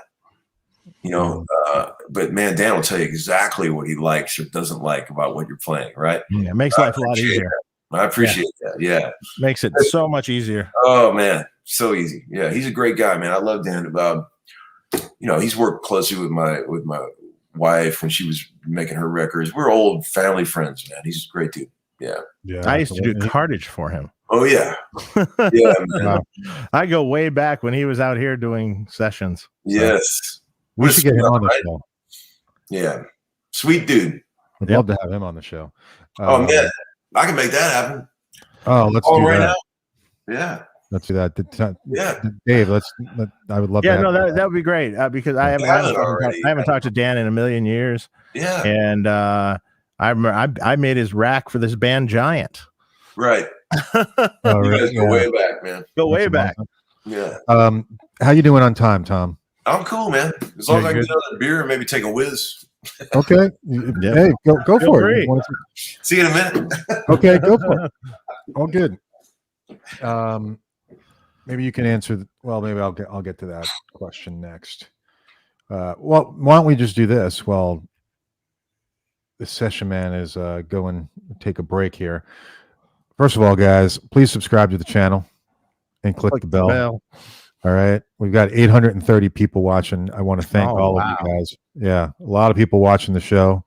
I know a lot of them are Tom Bukovac fans. So thank you for watching. And please press our bell and subscribe to us if you could. And also check out Sweetwater in the link. If you're going to buy anything, we got a little kickback on it. So it helps the channel, helps keep us going. We also have a podcast on iTunes, so kind of helps keep that going also. And I think this is one of the last days, but check out Sweetwater. Their microphone month. I think what's today's date? 21st. So it's still going. Yep. So still going. Great for recording gear or whatever you guys need. Yep. Totally. And there he is. Boys. There he is getting the Rolling Rock. Get another Rolling Rock. Yes.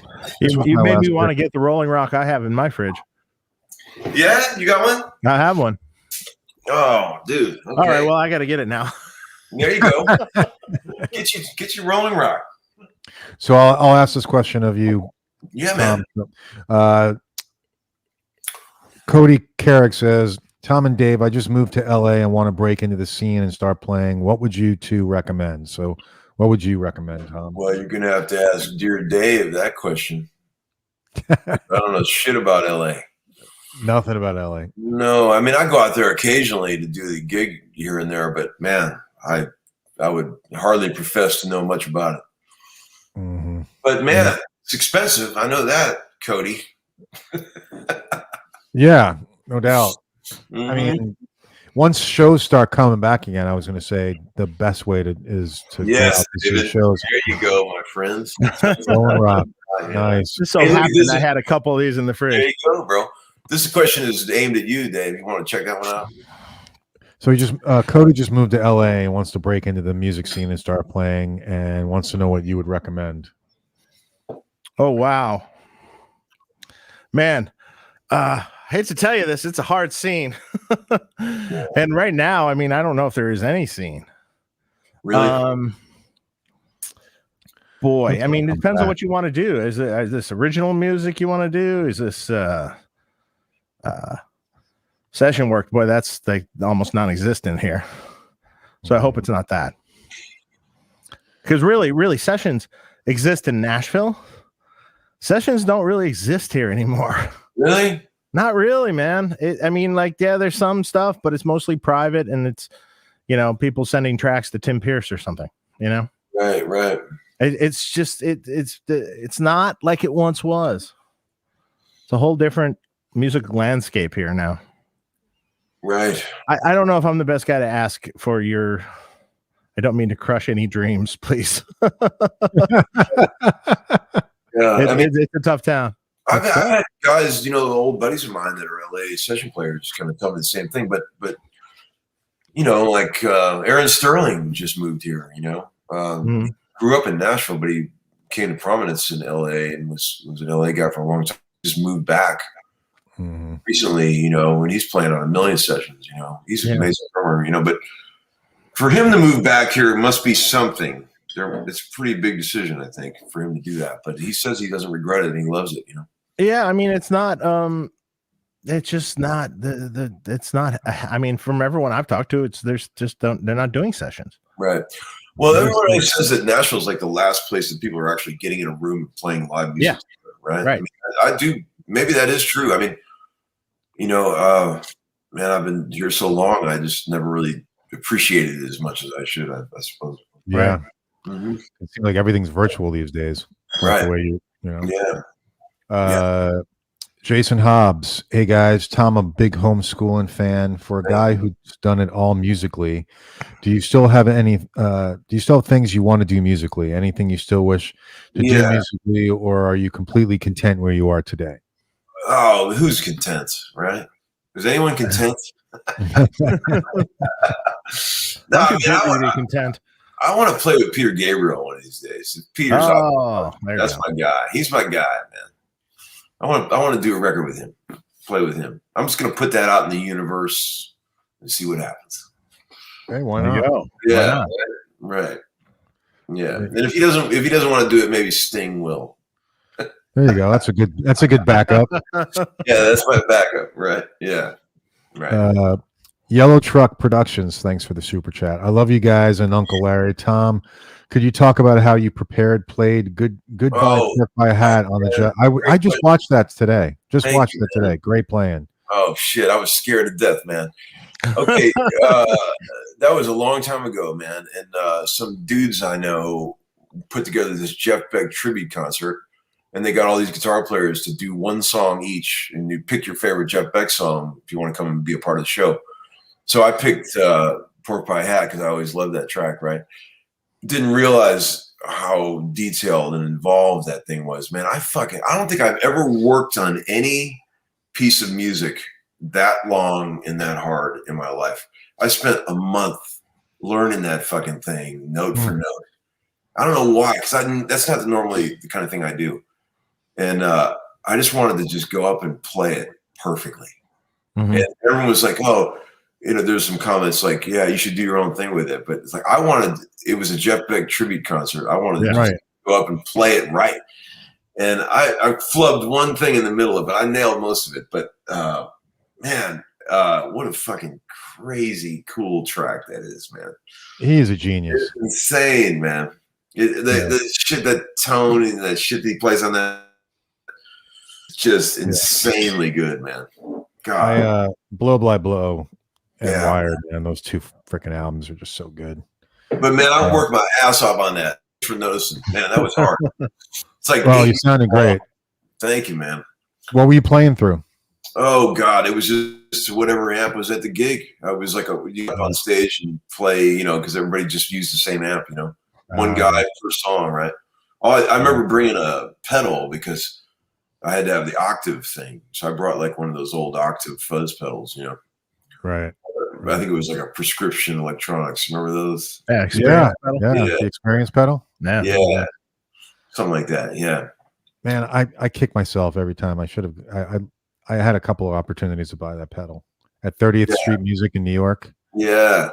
What's the one piece of gear you've sold in your life you wish you had back?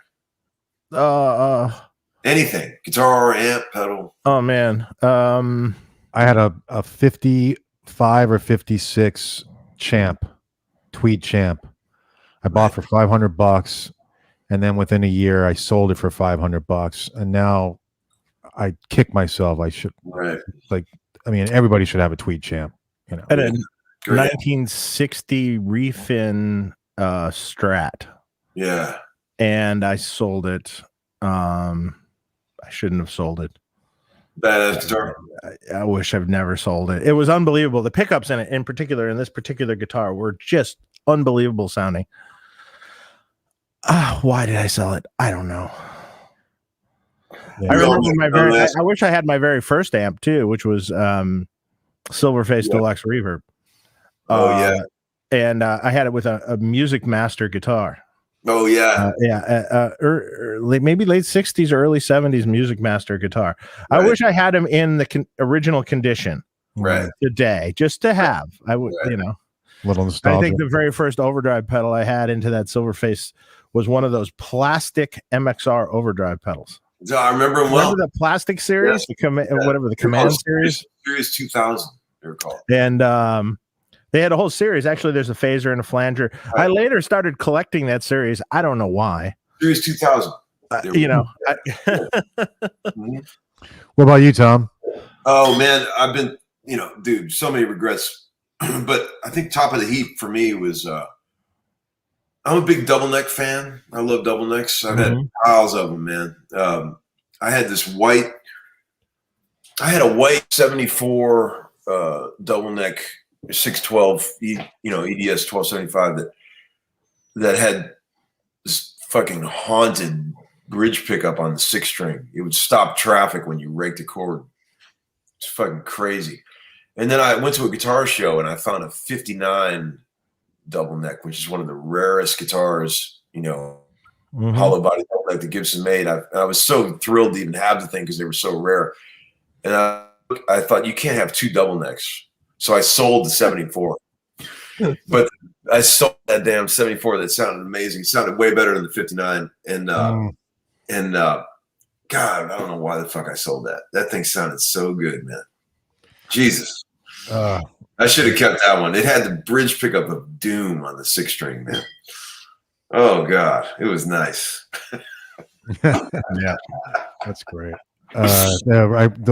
Those things, man, they're regret.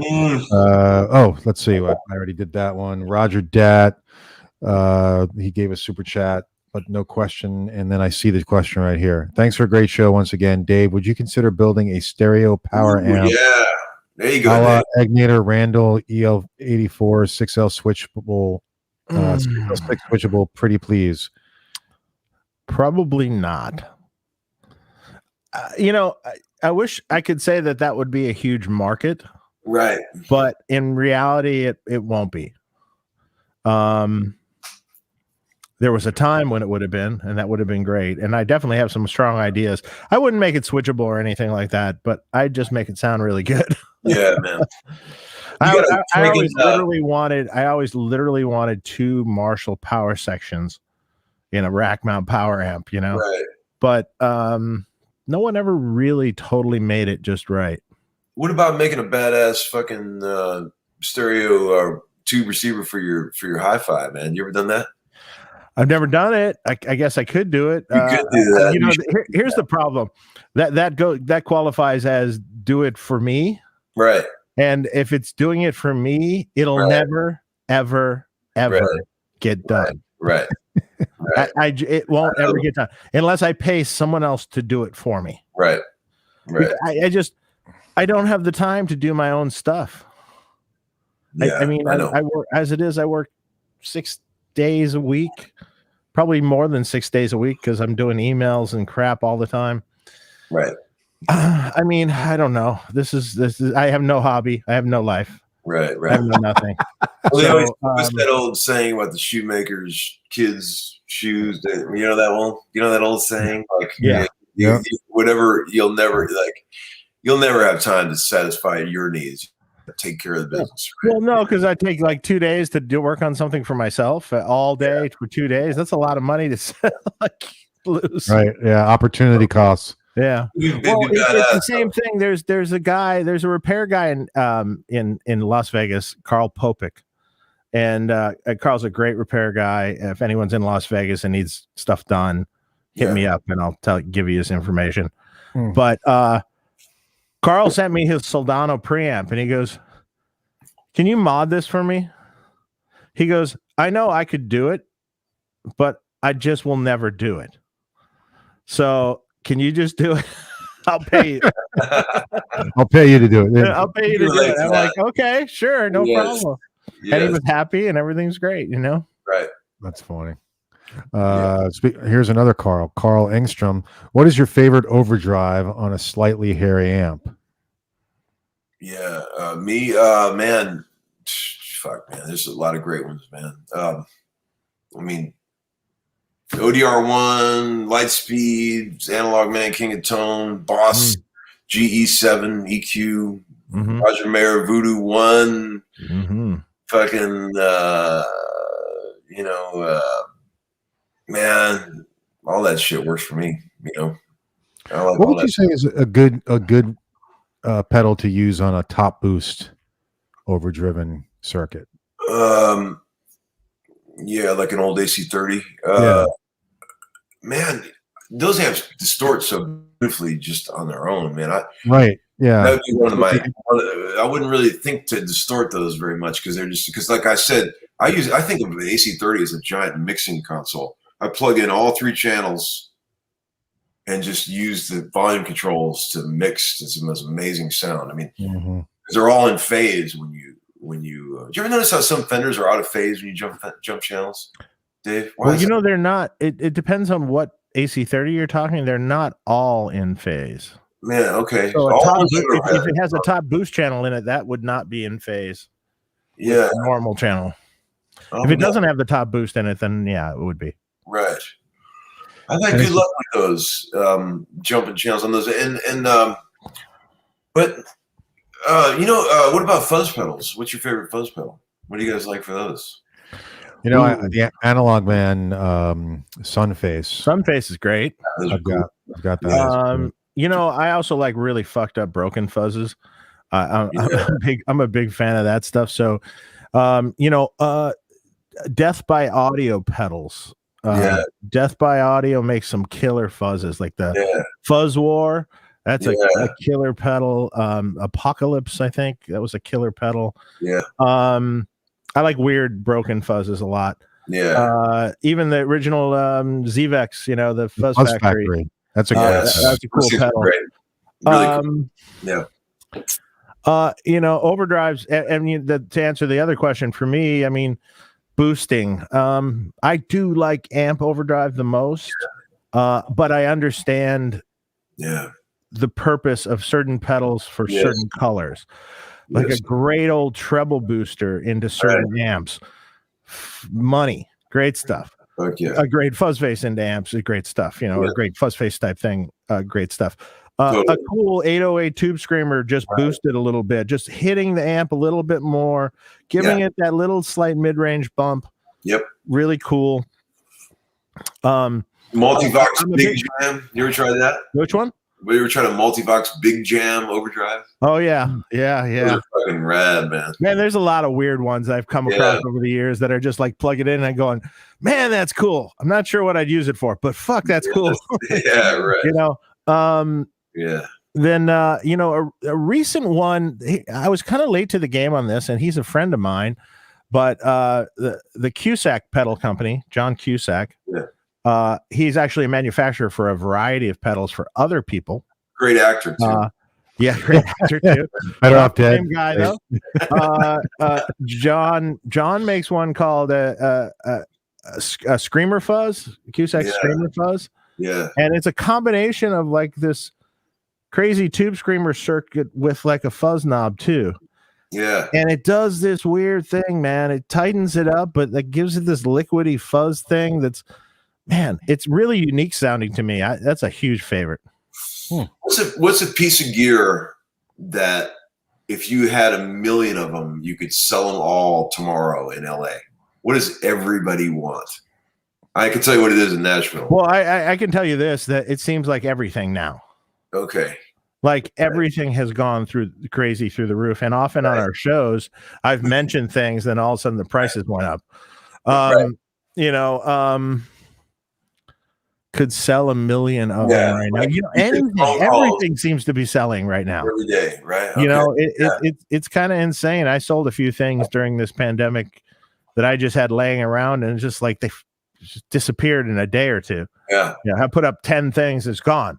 Yeah. And man, you know, Your BE Mini. crap. Well, yeah, but that's It just sold out like that. sold out like that. Correct. It will serve its purpose. The BE Mini was like this little amp I made. It's like a little practice amp, you know. It's like this big, and it's a little Tolaxed head. Yeah. You see the thing, you're like, oh, I don't care what it is, I want it. Right. You know, 'cause You need to make 4 of those, it's man. so small. Yeah. And you know, and That sounds good. there, by the way, with that amp, there is going to be other brand versions of that coming. Oh, okay. So can't say what other brands, but they might be associated with Boutique Amps distribution. So Right. Yes. so there's going to be some other Initials brand. might be- So you'll be able to collect a whole collection of them. Right. Nice. Nice. Nice little line. I mean, you know, I don't know. Everything sells. Marshalls are through the roof. Yeah. Vintage Marshall prices, or even stuff that's sort of vintage. Yeah, dumb prices, Mhm. prices on stuff. Right. Anything EVH related. Anything related. I've been talking with everyone about this, and everything is back ordered. Mhm. Everything, no one has stock on anything. Our lead times have gone through the roof. Right. It's kind of a disaster right now. Yeah. Ugh. But and unfortunately, people, you're going to see prices going up on every product from every manufacturer because they're all wood prices to make cabinets. Right. Doubled? Oh, dude. Doubled? Maybe doubled, maybe more than doubled. Yeah. So you know what you pay for a $35 sheet of Baltic birch, and now it's a $70 sheet. Sure. That's a hard. Yeah. And if say you have a smaller cabinet that doesn't cost as much, and it takes about a sheet to make it because it's a 4x4 sheet we're talking here. Right. And it goes up $40. I can't eat it, you know. Right, you're gonna pass it on. No. Can't eat it.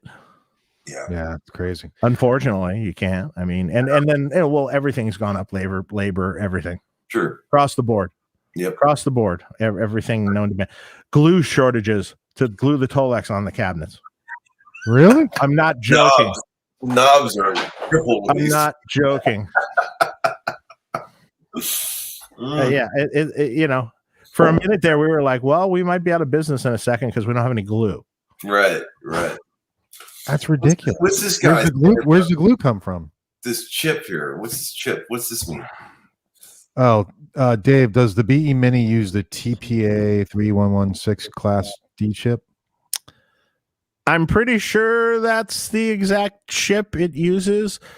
This is a Class D power amp board you're referring to, the chip on the power amp board. Although I'm not glancing at it right now, so I can't remember off the top of my head. Yeah. So Okay. yeah, there's the main circuit board, which is all the analog parts, and then there's the Class D power amp board that's in there. Right. I knew Dave, all Dave, you should charge. All that shit. Yeah. Dave, you should charge for mentions, and I will pay you to mention my online garage sale items. You know what's crazy? Well, okay. I'll tell you what the fucking in Nashville, there's things that I get calls for every day. Princeton reverbs, man. Yeah. Really? All anybody wants in this town is a Princeton reverb, man. I mean, Portable, light, easy to carry. yes. I mean, Boom, done. yeah, that old Gibson acoustics and old Fender basses. That's what everybody wants in this town. I get calls every day for like, Book, you know anybody that's got a cool old P bass?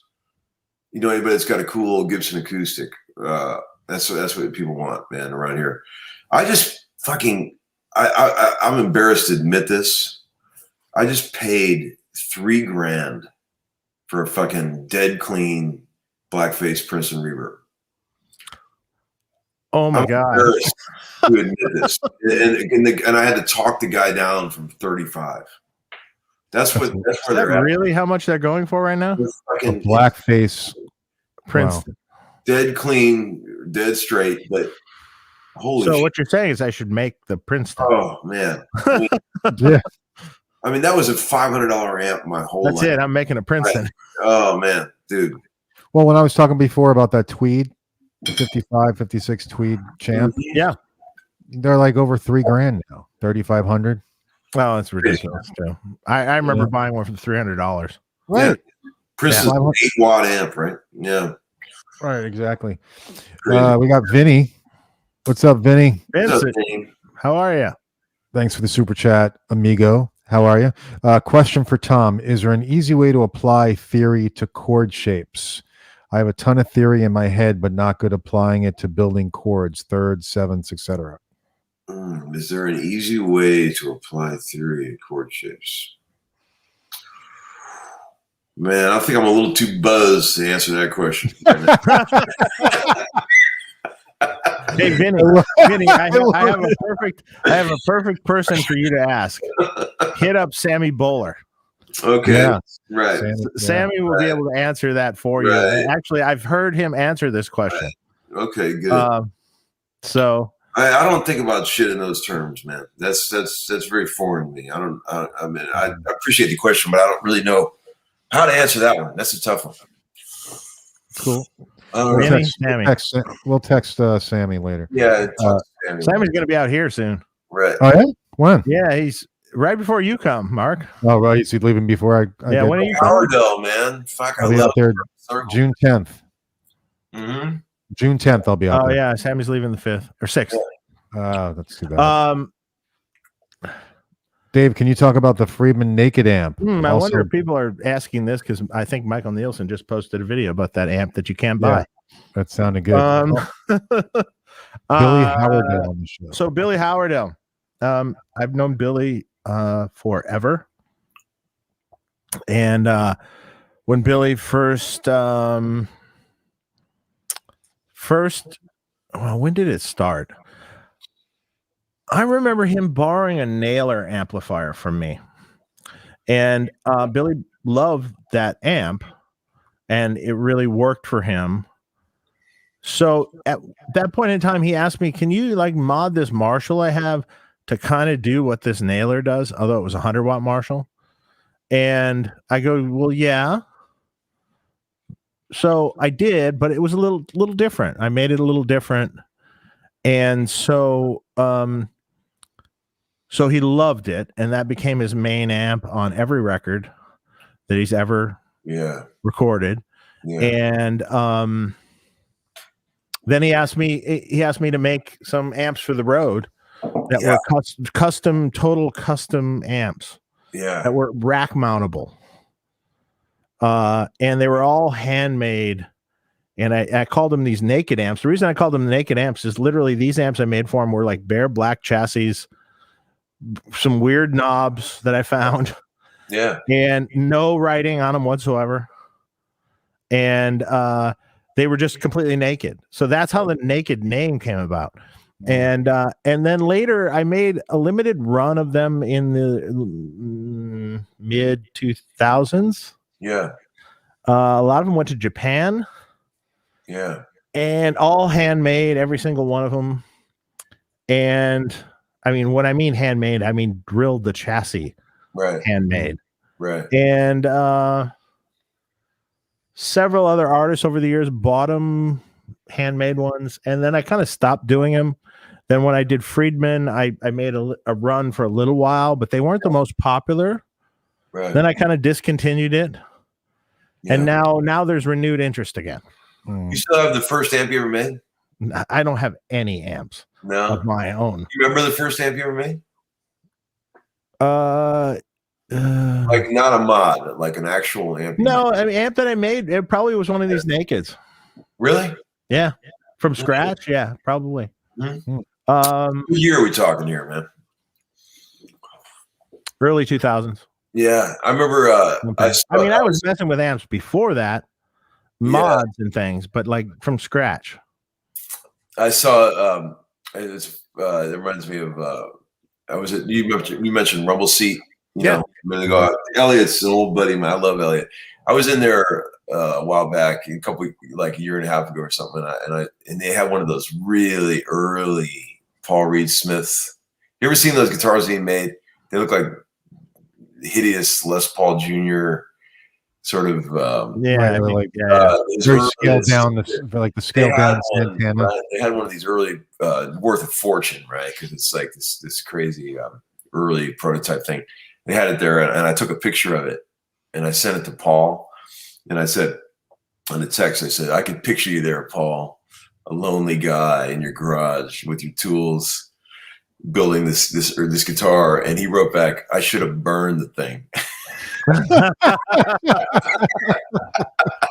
And that sounds like Paul, right? It made me laugh, man. I mean, he's hilarious. But yeah, like people were paying him zillions of dollars for these original prototypes, but he was just figuring out how to make a guitar. You know what I mean? Yeah. So funny, man. God, yeah, that's funny. Amazing. Leo Amuedo, thanks for the super sticker, which I think your question is below here. Sound is in your hand, guys. Sorry for the amp makers and the guitar builders, but it is what it is.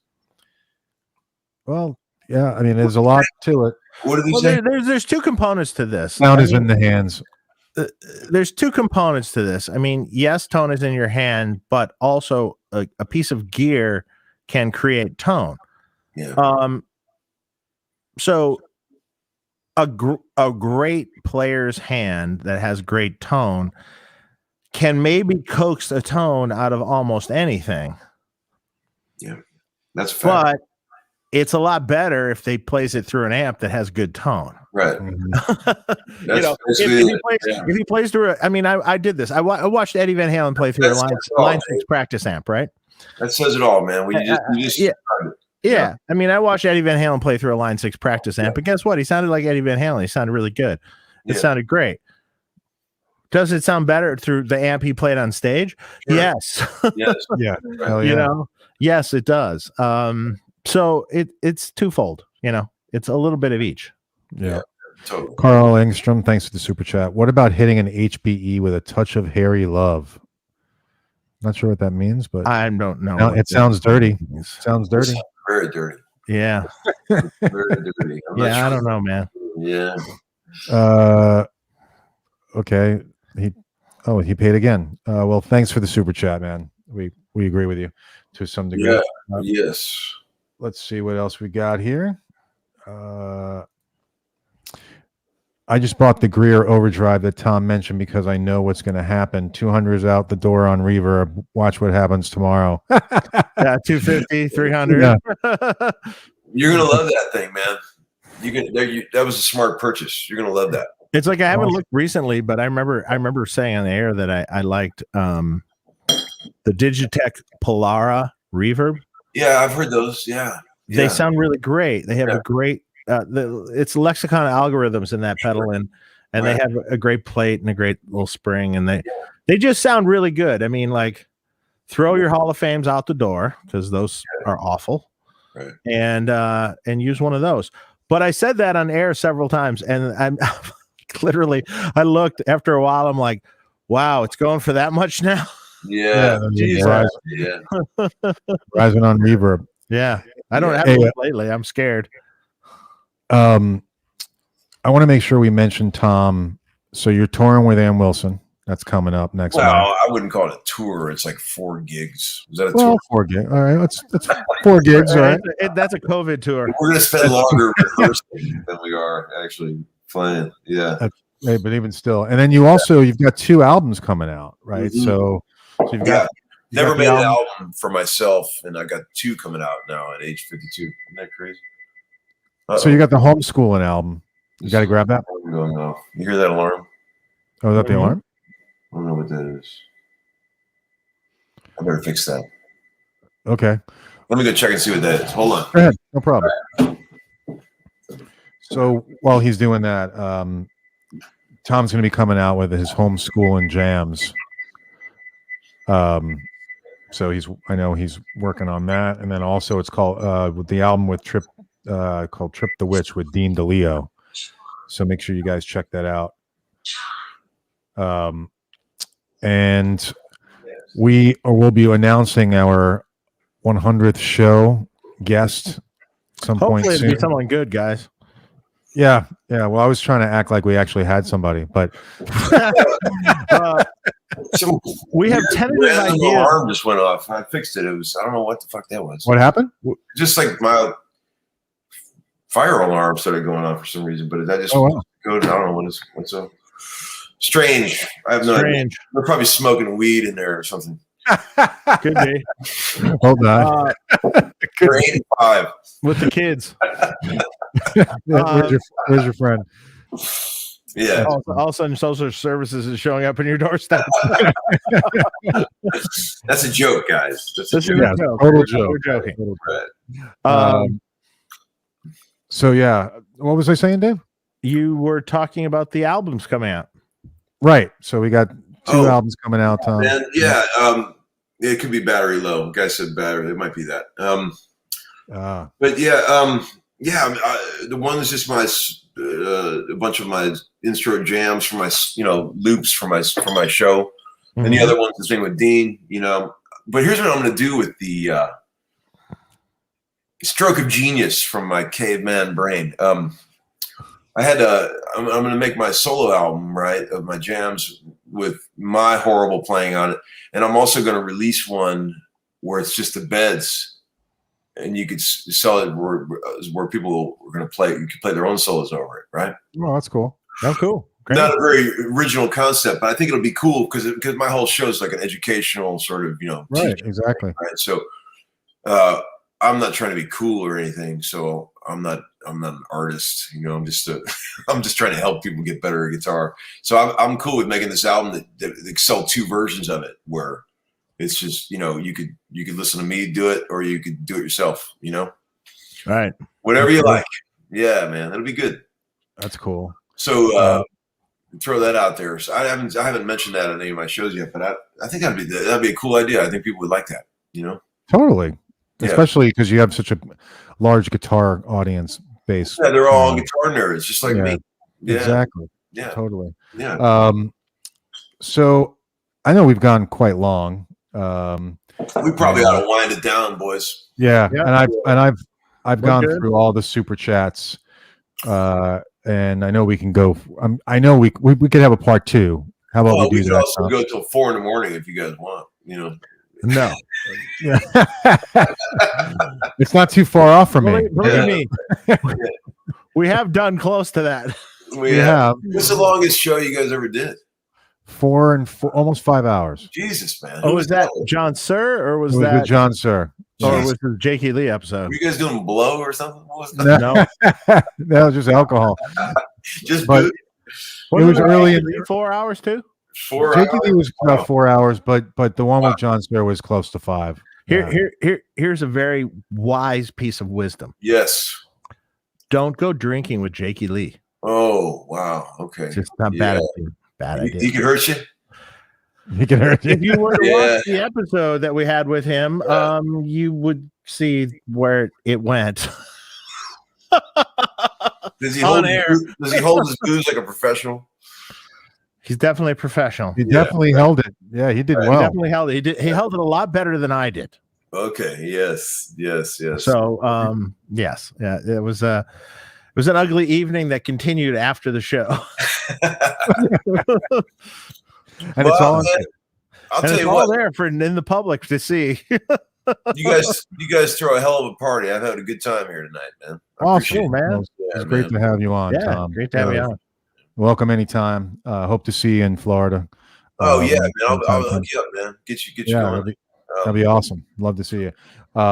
So guys, we're going to announce our 100th show at some point as soon as we get that booked up, and then I've got some other folks that I want to get. You gonna throw a shindig for the 100th show? Yeah. Well, Yeah. we're shooting for an artist that's hard to get. So we'll see. We'll see. We'll see if it happens. But If not, we have a couple other ideas. yeah, Right. we'll make it work. But then we got some other people lined up for 101, 102, and so check us out on social media. You guys check out Homeskoolin with Tom on his channel also, and check out Sweetwater. And have a great weekend, guys. Yes. Tom, hang on while we say goodbye. All right. Yes, sir. Take Thanks, care, guys. everybody. Take care, guys.